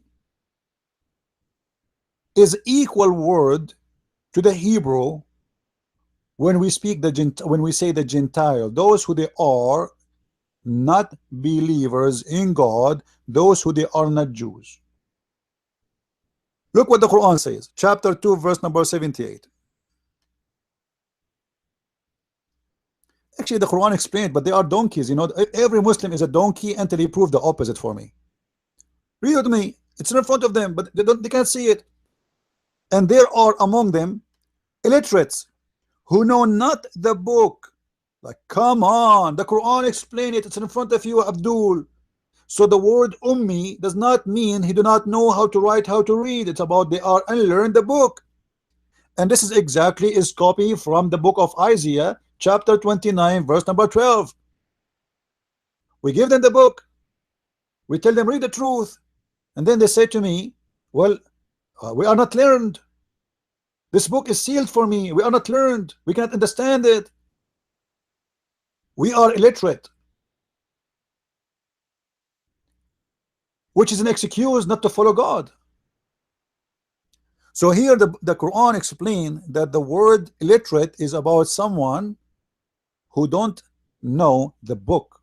This is why the Quran divide the people to two kind of people: people of the book and people who don't have a book. Like, did you ask yourself why the Christian and the Jews they were called the people of the book?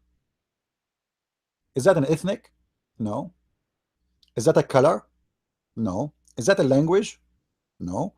So what people of the book mean? It means they are not illiterate. It means they receive and deliver the book of God. This is why you see in front of you in chapter 2 verse number 70 it says, and there are among them illiterates who know not the book.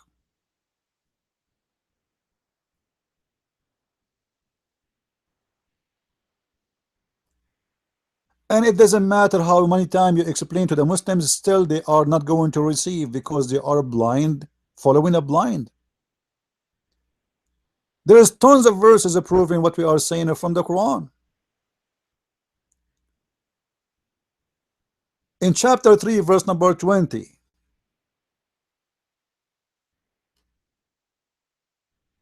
so if they dispute with thee, say, I have submitted or surrender my whole self to Allah, and so those who follow me, and say to the people of the book, why they are people of the book? Because they are not illiterate. And those who they are unlearned, do you see it? The same word in Arabic, ummiyin. Quran dividing the people to two kind of people. There's people of the book, which means they have book, they are learned. Learned about what? About God. This is not about knowing how to write, how to read, you idiots. Muslims, wake up. I don't know, sometimes I feel like a Muslim, when he is a Muslim, he is like someone he you know, you need to put a liquid in his head. Is like a radiator in the middle of a freezing winter, and his head is frozen. Like you talk to him, he say like, huh, what, huh, no, no, I don't believe you, no. But he's not listening, even though you show them all the proofs in front of their eyes. Still they don't want to see it.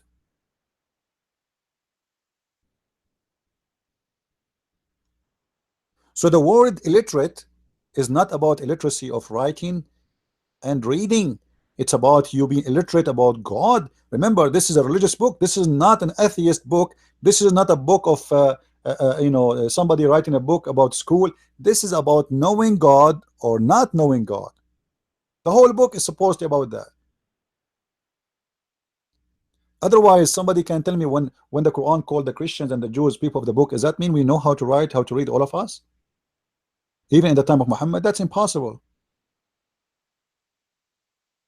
That is impossible. But yet we are called people of the book, which means we are learned. We are not called illiterate.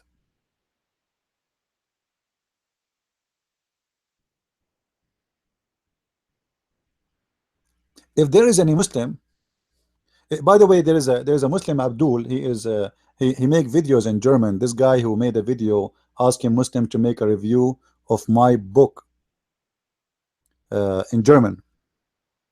I say to this Abdul, why you don't have the courage to come and debate me? And I challenge any Muslim to do it. I mean, what will happen to you if you debate me? Do you think you are going to lose your virginity? No. You lost it long time ago. Since you became a Muslim, you are not a virgin no more, and Allah will make you a virgin again by using his finger. According to Islam, everyone is born, Allah he put his finger in him. So you lost your virginity since you became a Muslim who believe in this garbage. No, for sure, the Muslim, they will say, oh, they will not put the finger in his, they will put the finger in his side or his belly bump. It doesn't matter. You lost your virginity. According to Muhammad, when Shaitan he touch you, you are not a virgin for God no more. You are a sinner. And that is a very stupid argument.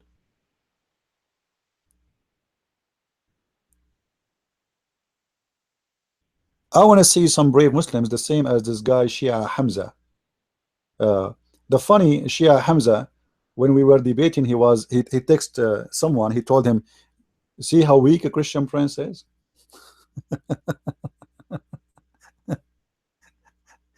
The guy, he left the debate and he have no teeth left in his mouth, and yet he is saying I was weak in the debate, which is very funny. So we encourage all the Muslims who don't agree with us to come and debate us, and let us see how you can defend this cult.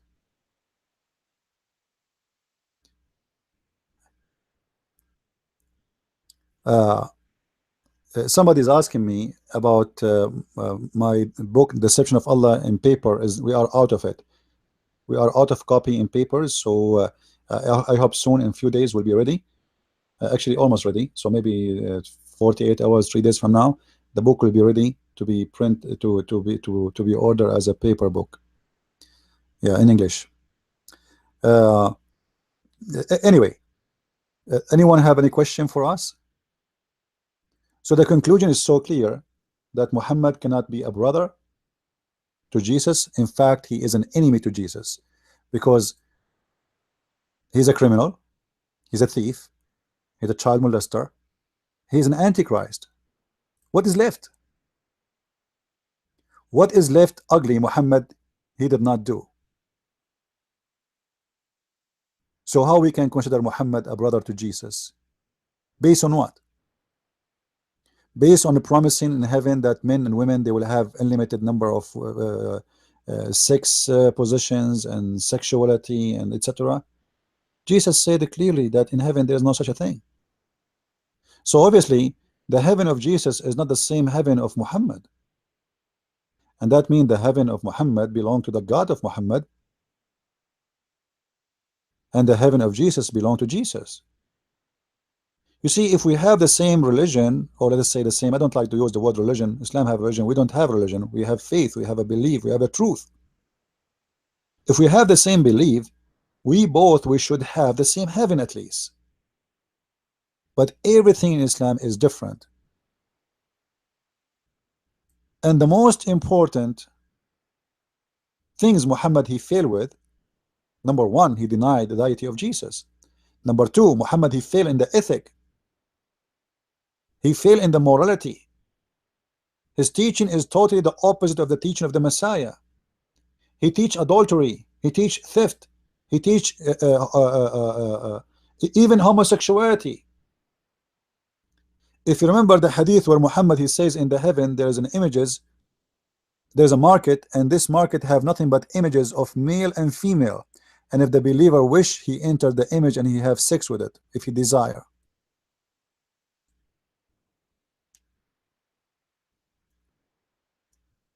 So a Muslim in the heaven, if he wish to have sex with the Muslim man, he can. Allah will provide the Muslims a magazine like Playboy, and you point your finger at the image, and Allah will allow you to enter in it, and the images have pictures of men and women, and you have sex with it.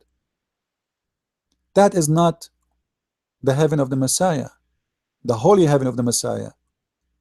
The heaven of Islam is nothing but food, sex, river of honey, and river of milk, and river of wine, endless penis, big vagina, small boobs, excuse my language.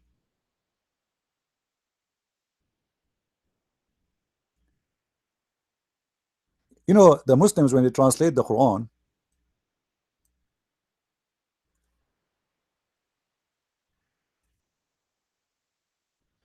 chapter 78, verse number 33. Look at the Muslim translation.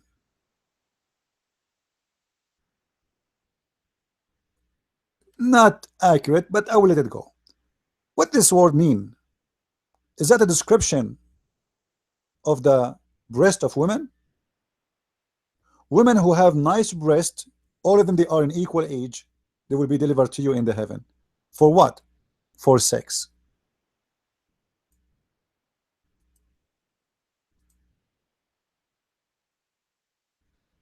That is the heaven.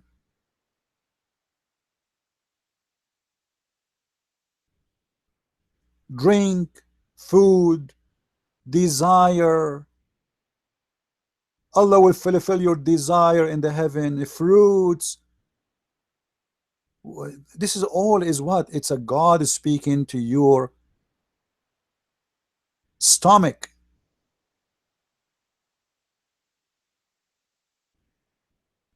Speaking to your desire to stay youth. Speaking to your desire to have an extra ability of sexuality. This is the devil speaking to your desire, whatever that desire is. To the point the Quran promised us couches and pillows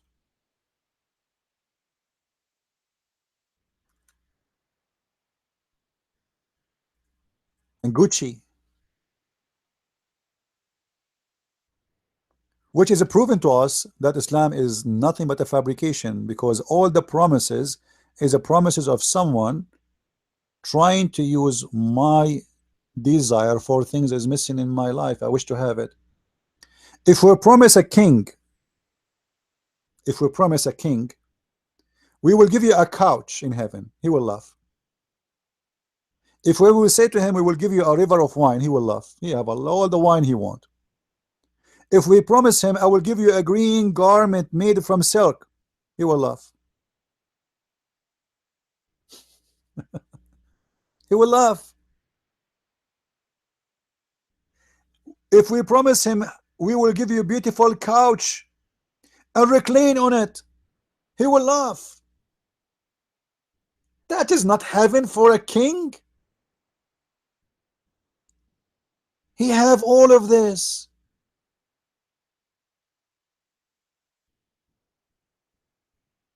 We promise him that you are going to eat a grape. Like what? He will laugh.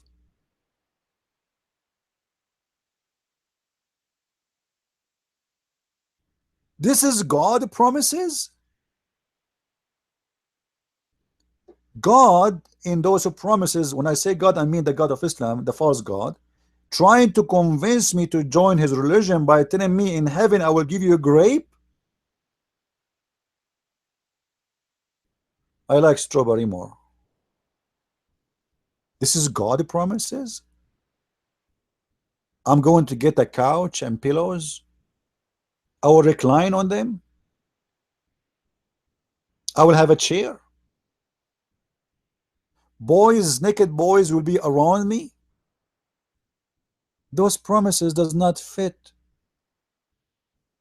Not only with God, does not fit even with someone when to convince me to go to Las Vegas. I can get all of this if I have money. If I am rich, if I am a billionaire, I can get all the women I want, all the wine. I can have a river of wine running in my garden. If a Trump right now, he want to have 1,000, not 72 women in his palace, can he? He can. He can get 1,000,000. What those promises about?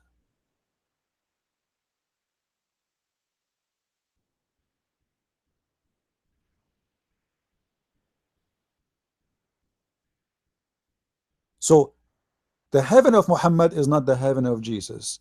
The ethic of Muhammad is not the ethic of Jesus, because Muhammad, he taught hate and killing, and even the heaven itself is a heaven of abuse.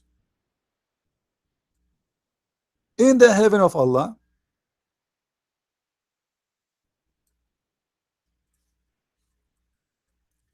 Allah promised us that we will have in the heaven little boys, and I will give you some example.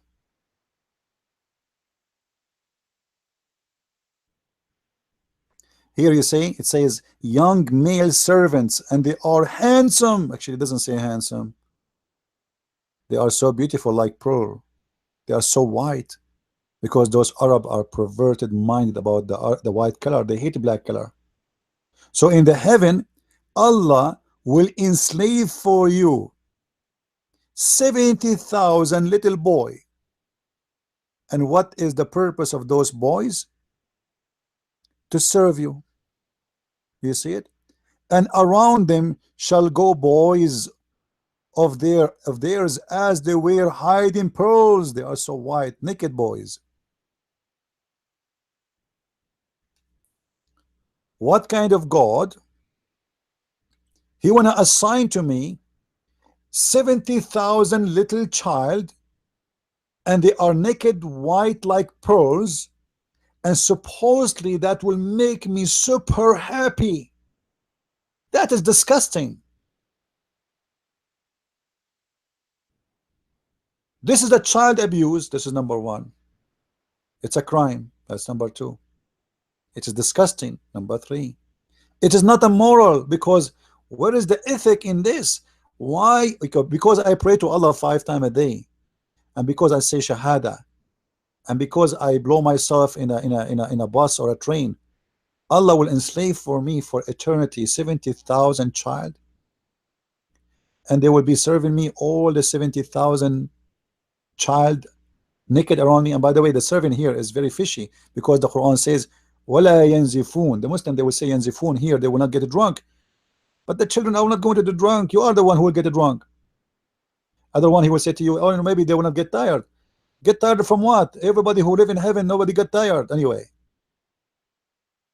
Same time, the Muslim, you can go on. There is a video. It's called the Description of Paradise, made by the Deen Show. You will see that the Sheikh at Daramelli, Dr. Daramelli, he explained that when you are in heaven, you do not need anyone to do anything for you. You see a bird in the sky, you say Subhanallah, the password, and the bird will be in front of you, cooked and barbecue. And even when you eat it, there's no dirt. You don't do poo-poo. You don't sweat. Your clothes will never have wrinkles. You will never take a bathroom. So what the boys for? The boys will serve me do what? If my food will come to me, if I will never have dirty clothes, if I will never sweat, I will never take a shower, and my clothes will never get wrinkles, or and it will never get old. So the boys for what? It's for sex. So when somebody says to me that Muhammad is the brother of Jesus, that's an absolutely insult to the Messiah. This guy is a perverted devil in the shape of a human being. His name is Muhammad.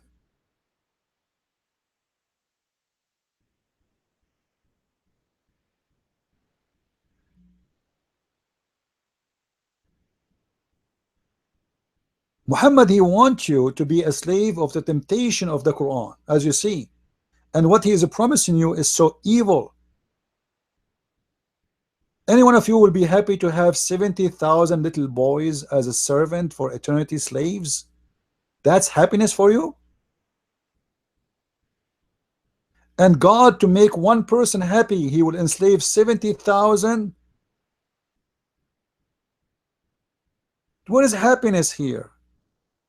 I thought slavery is in earth because a human being is unjust, but we found that slavery is in heaven of Islam because Allah is unjust too. And not to forget to mention, you know, the Muslim, they say to you that Islam is against slavery, but the fact Islam encourages slavery. Islam encourage raping women who they are your right hand process.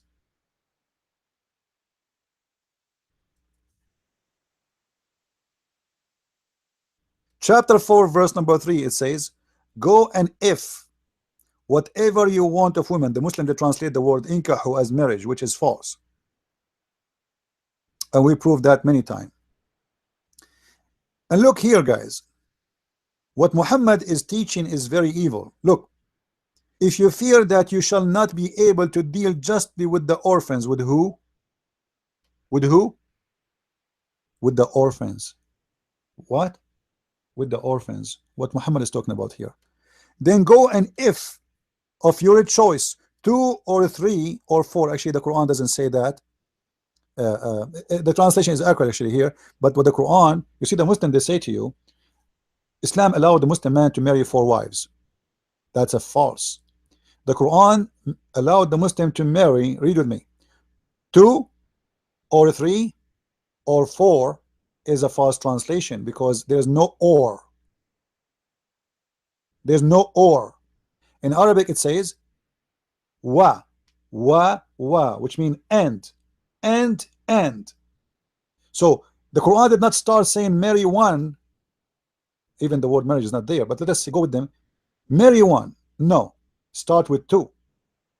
Go and get 2, 3, and 4. The total is 9. This is why you see many of the caliph, they have 9 wives. And Muslim themselves, they say that Muhammad himself, when he was alive, he have 9 wives at the same time. Some they say 11, some they say 13, because Muslims are so confused about their religion. So the total is 9 wives, but those are not wives really. Those are women you contract them for sex. Those are the free women. Now look what he's saying. If you cannot be justice with the orphan, which means Muhammad is teaching the Muslims that you can sleep with the orphan, but the orphan are kids. You see, we don't call someone an orphan unless he's a child. If I am a man, I'm 30 years old, and my mother, she passed away, and my father passed away, that does not make me orphan. Orphan is someone is a child. So Muhammad is encouraging his men to sleep with the children's. And he's saying if you cannot be just with the children's to sleep with them, to satisfy their needs, well, go and get of your choice 2 and 3 and 4. And if you fear shall not be able to do justly with them, then only one.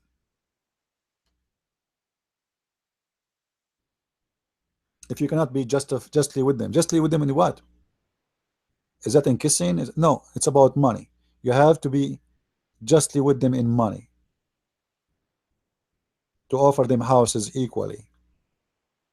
If you buy a woman a dress, you have to buy to the other woman a dress. And the Quran confirmed that nobody can be just with women anyway, which is a very stupid verse, as we see it in front of us. Or a captive, that is your right hand process. So Muslims, they can rape their captives, and additional to all the women they have as wives. If Islam is against slavery, why you are taking them captives and raping them? The Muslim, they will say to you, well, there's a Quran. There's a verse says, if you commit sin, if you want Allah to forgive you, free a slave.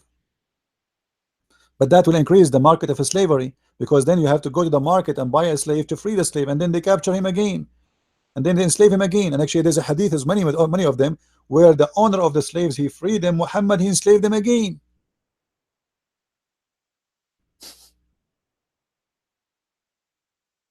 The owner, he freed them, Muhammad, he enslaved them. You can read in my book if you want. For those who do not know, by the way, I have my books now in English. I have Deception of Allah, Quran and Science and Depth, and we have the same books in Swedish, Deception of Allah. We have French, Le Secret du Prophète Arabe, and we have the new one, the German, and soon we will have a Spanish for the Deception of Allah. So if you, I don't know what language you speak, you can go to Amazon and you can get the books from there. So you can have reference in your hand. Now, do we have any Abdul here? He don't agree with us about what we are saying? And not only that, by the way, Quran, even in the case of murders, don't treat equally people in an equal way. And let me show you. In the case of murder, the punishment of killing a free is killing a free, and the one who kill a slave, we kill his slave. And the one who kill a woman, we kill his women. This is how stupid Muhammad is. Read the translation.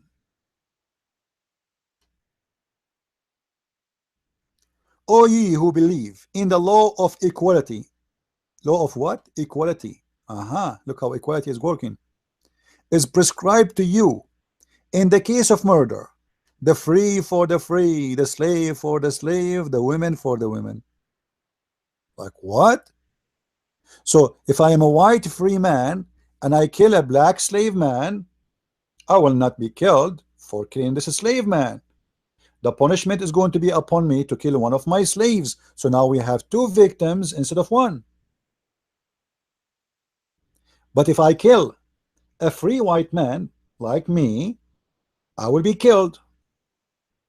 If a woman, if a woman kill a woman, or let's say someone he kill a woman, the punishment is we kill a woman. You kill my woman, I kill yours. This is how stupid Muhammad he was when he was practicing the law of Moses, which is an eye for an eye. And later Muhammad, when he found that this is very stupid, he decided to make abrogation. That's why the Muslim, they will say to you, this verse is abrogated. Now the question is, why it's abrogated? Because Muhammad discovered that this is very stupid and people start complaining. This is not just.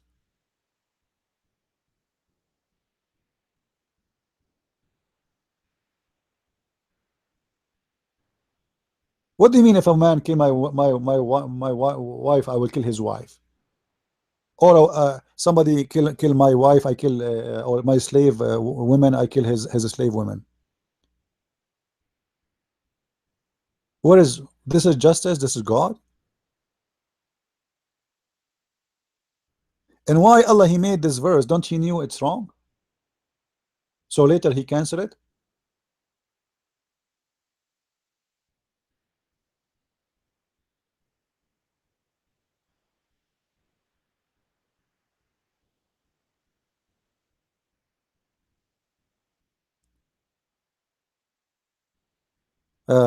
There is a guy in the chat. His name, the Truth of God. This guy is a very coward, and he don't dare to call me. Truth of God, do you dare to call me right now in Skype? The Truth of God.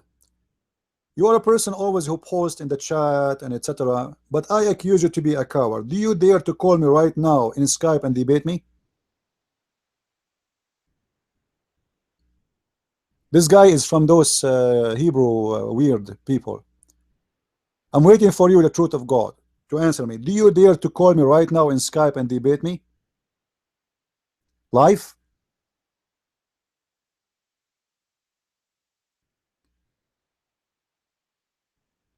You are at work. You are a very good believer. You are at work, but yet you aren't chatting. Get out of here, you filthy idiot. I don't want to see you here again. Guys, this guy is at work. Like, did you see how good he is? He is debating us about God. He is a good guy. But he is chatting from work. I mean, how good he is to the point he chat from work. Can't you see it? This is a very good guy. Only good guys, they chat when they are at work.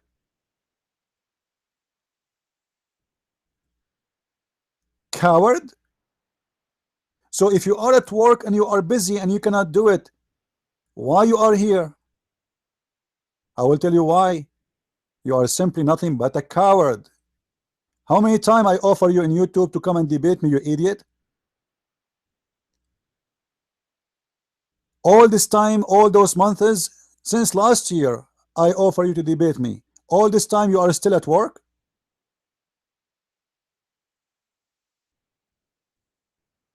All the last year you are at work? You never go home?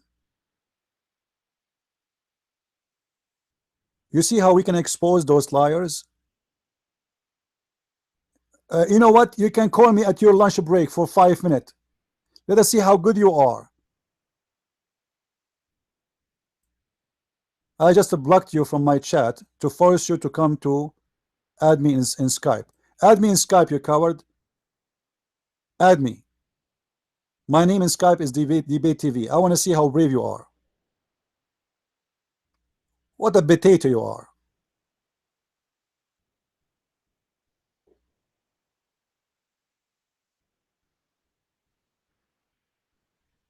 No, he's not. He's a potato.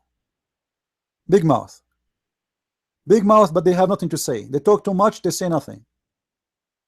We know them.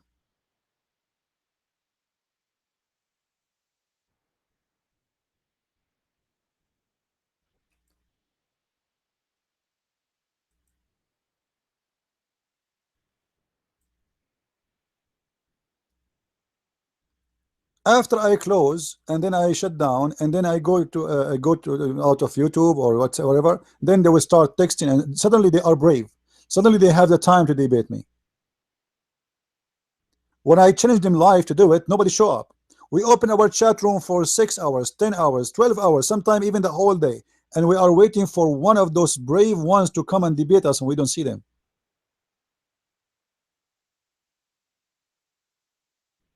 Actually, people debate me only by mistake, because after that they swear never again.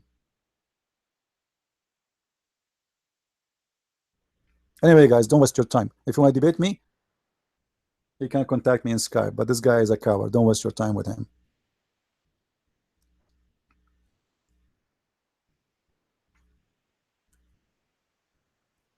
Uh, so today, actually, we answer all the questions about if Jesus and Muhammad have any connection, and absolutely, Jesus is nothing but an antichrist. He is not the antichrist. He is an antichrist, and the Bible support that very well. Muhammad, he persecute the Christians. He killed the Christians. He insult the Christians, and the Christians are his enemies. He hated them to death. And we showed you many verses. And the Bible speaks clearly about the one who is from the devil, what he will do. He speaks very much about God, but yet his words is against God. He go after the saints. He killed them. And this is what Jesus said. Time will come and people will kill you thinking that they are doing a favor to God. And Muhammad, he made them do that. And he will change all the teaching of the law. And yet he claimed that he is following the law. As an example, Muhammad, he say he is against adultery. But yet Muhammad, he allowed Muslim women to rent their vagina for 5 hours or 2 hours or even 5 minutes in return of money, which is nothing but a prostitution. Even the Quran allowed the Muslim women to do, actually the Muslim men, to do prostitution business. Force not your girls to do prostitution if they choose a chastity, and if you force them, Allah is all merciful, all forgiving. Muhammad, he says we are against theft, but he allowed to steal from non-Muslims. So theft, you see, Muhammad, he used the same words we use in the Bible, like adultery. He's against adultery, but yet he approved adultery. He approved multi-marriage, and the Bible speak about the prophet should not multiply their women. He allowed kidnapping women from their husbands for no reasons, raping them. He allowed himself to have sexual relationship with the children's, and Jesus forbid us from having such a thing. Even he said, the one who heard the little one, it's better for them to put a milestone in their neck and throw themselves in the deep ocean. Muhammad allowed himself to steal the money of anyone who didn't agree with him, and their houses and their land, just because they didn't agree. Muhammad, he made false prophecies, as we remember in the chapter of the moon, verse number 1, when he said the judgment day is near and the moon is split. But there's no moon split and there's no judgment day is near, and this was 1400 years ago, a false prophecy from a false prophet. In the chapter of Al-Anfal, Muhammad, he promised his followers that if you go to war, 100 of you will win against 1000. The Muslim, they went to war and they lost. And then Allah, he said to them, oh Allah, he just found that you have a weakness on you.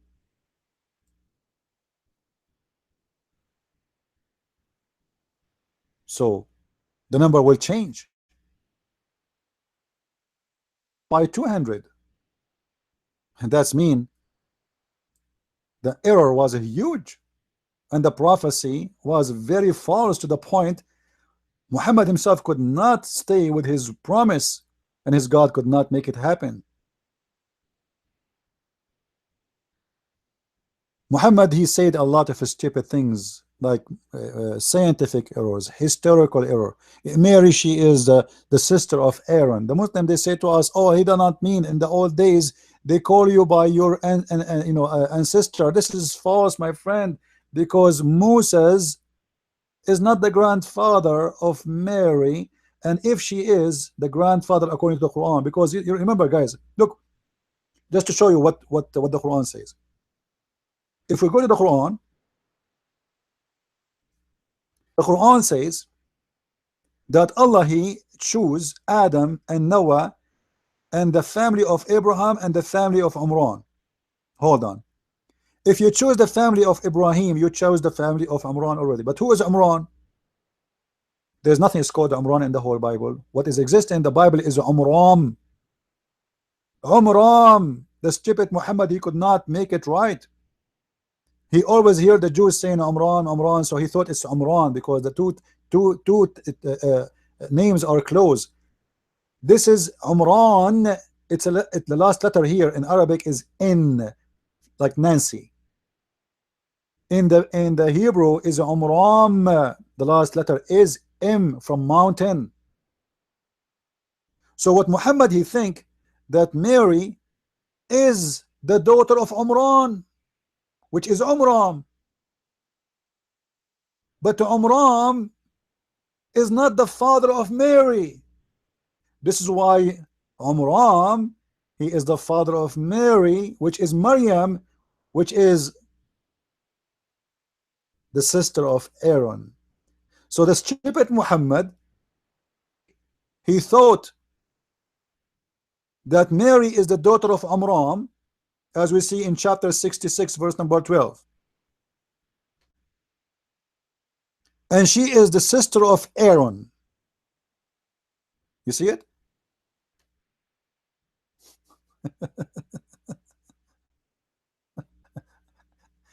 How Muhammad can be a prophet and he makes such a stupid mistake? And then he called her the sister of Aaron, and that makes sense because now she is the sister of Aaron because she is the daughter of Amram, the father of Aaron and the father of Moses. So the stupid Muhammad, he was confused about Maryam, the sister of Aaron. For real, Aaron, he have a sister, her name is Maryam. Yeah, Aaron and Moses, they have a sister, her name is Maryam. So Muhammad was confused between Maryam, the mother of Jesus, and Maryam, the sister of Aaron. This is why he called Maryam the sister of Aaron, because he thinks she is the same one as the mother of Jesus.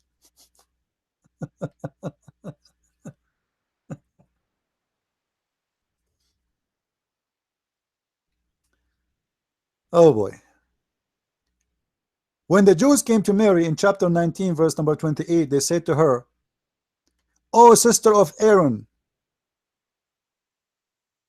your father was not a man of evil." Who is the father in this case? Amran. And who is the brother? Aaron.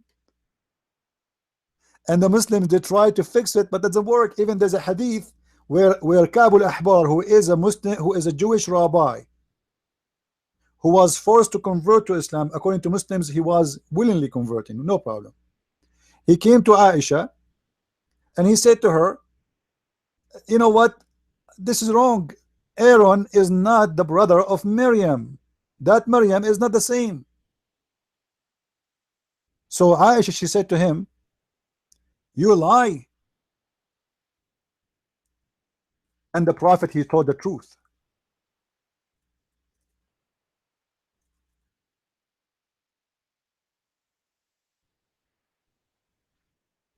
So how this man can be a prophet?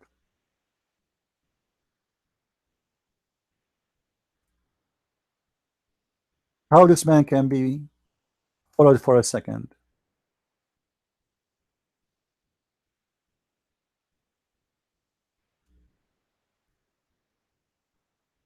And not to forget to mention uh, the women, she have a sperm coming from her ribs. The man, he have a sperm coming from his backbone. The baby is he was a sperm, then he became a congealed blood, and unbelievable, endless. If you want to read the errors of the science of the Quran, go and get my book Quran and Science in Depth from Amazon.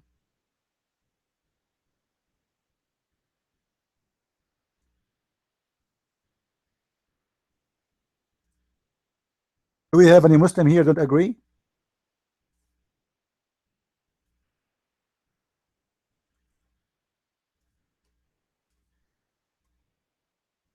Any Abdul? He have the courage and the knowledge.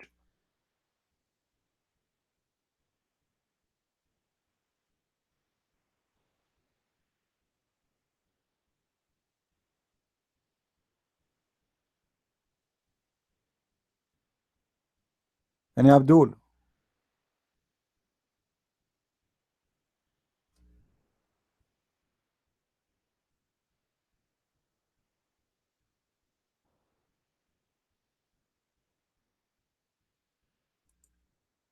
We don't have Abduls here. Are we out of them? Look like we are out of the Abduls lately.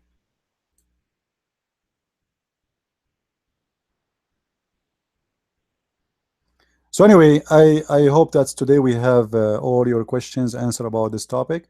I will try today. All right, today is Wednesday. All right. So remember that we open our chat room every Friday. Sorry, every Saturday and every Sunday. So mostly I'm going to do podcast again this coming Friday, maybe, or tomorrow. I'm not sure. So don't forget, guys, to subscribe to our Facebook. And if you do not know my Facebook, in the official page of Facebook, I have. Let me post it for you, so you can have it. Um,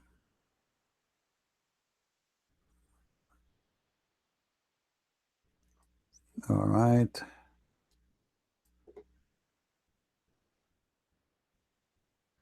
Because I have an official page in Facebook as an author, Christian Prince. Actually, it is The Christian Prince. So you go to facebook.com/The Christian Prince. It's easy to find.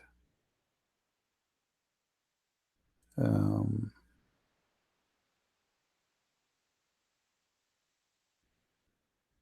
Let me post it for you.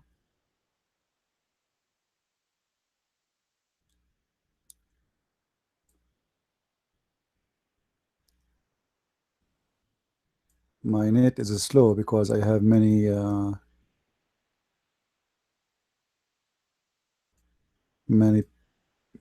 browsers open.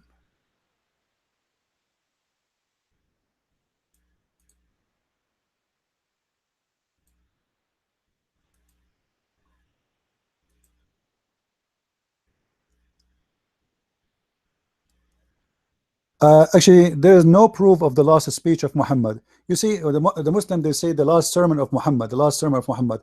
There is no proof whatsoever of anything Muhammad he said is called the last sermon. Actually, even the Quran, there's no proof of it. Even the Hadith, there's no proof of it. Even the birth of Muhammad, there's no proof of it. Even the death of Muhammad, there's no proof of it. There's nothing about Muhammad is proven to be true. You see, all the Hadith we have about Muhammad is a collection of unknown people who said something, collected by someone, given to someone, and someone to someone to someone to someone to someone, and then someone after 300 years he made it a book.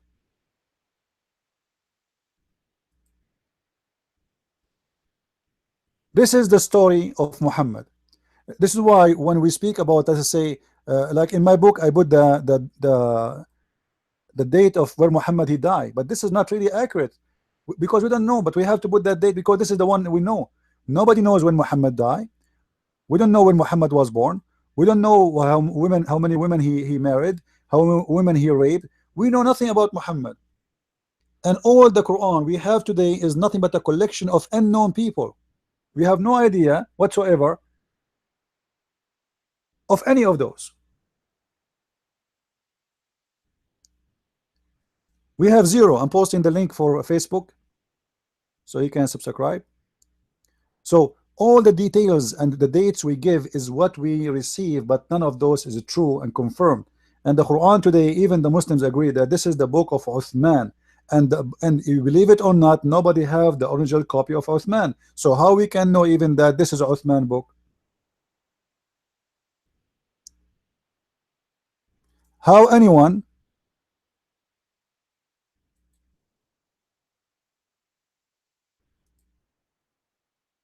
somebody posting a link, don't open the link. I don't know what this guy is posting.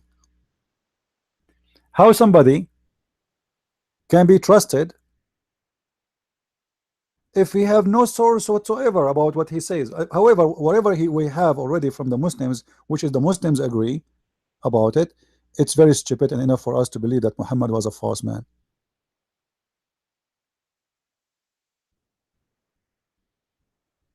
Like the earliest reference Muslims, they have it from Ibn Ishaq, etc.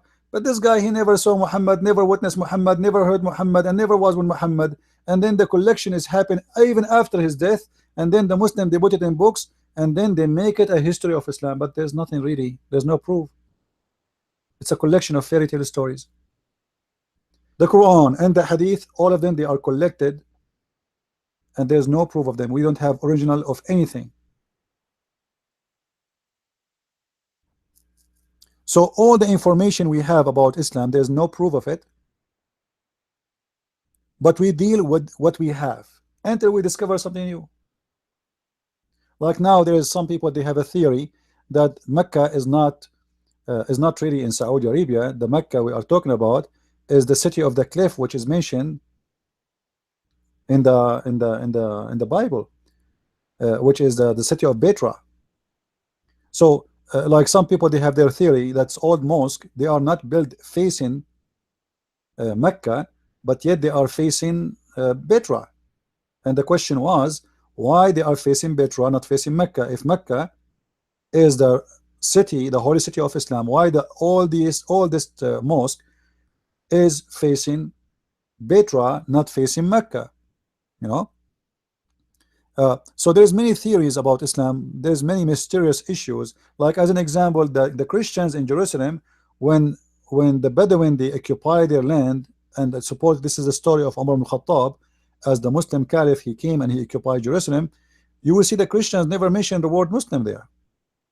They are not talking about Muslims. They are talking about Bedouin. So why the Christian never mention the word Muslim?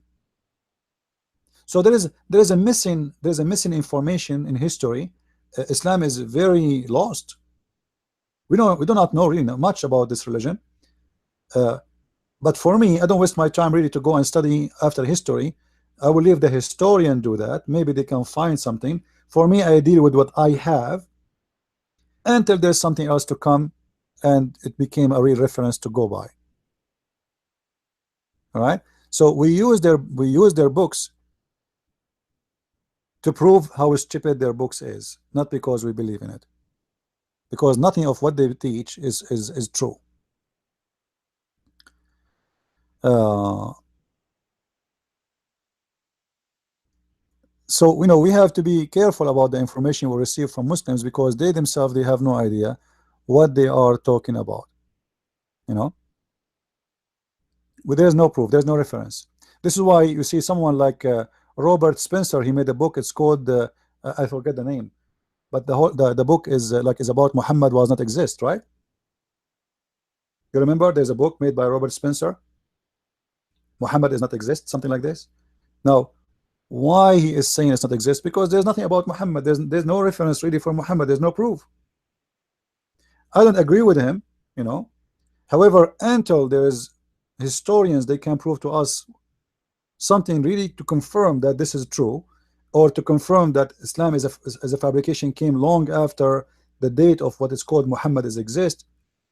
Then we can go by it. For now, we go and we take what Muslims they say to us and what their books is saying to expose Islam. Yeah, it's called Muhammad. Did Muhammad exist? Okay, did Muhammad exist? This is the book of Robert Spencer, and he is showing you proofs of history, etc. That there's nothing really about Muhammad in history. You know, For me, I don't really focus on this. I focus on destroying the religion. I'm not a historian. I am a person who have knowledge in this cult, and I use my brain and my logic to destroy it. And it's very easy to destroy. Actually, you do not need to be a genius to do it. You know, like as an example, when Muhammad he said the moon split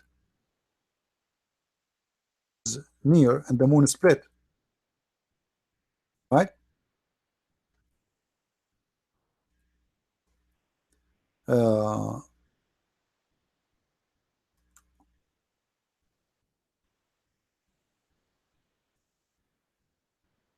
in chapter 54, verse number 1.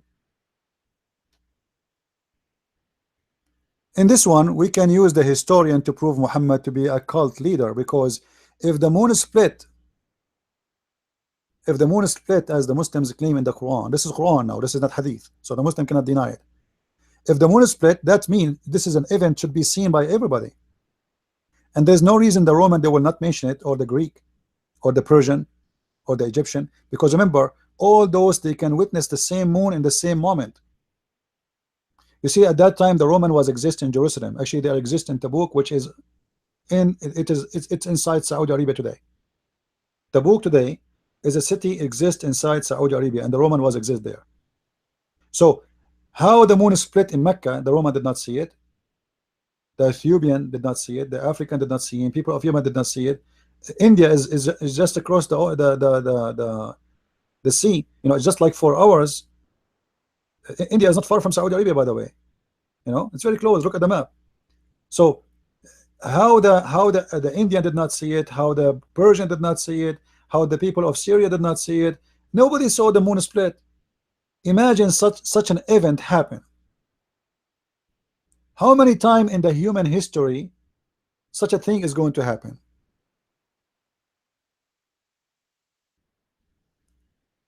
So if the moon is split, how come nobody see it? Not only that's impossible, because if the moon is split, the moon will be destroyed. For part of the moon is going to be part. To split, it means it became 2 parts, not a crack. Crack is not split. All right. The word in Arabic, inshaq. Inshaq. This is the Arabic word. Inshaq, it's mean became 2 pieces.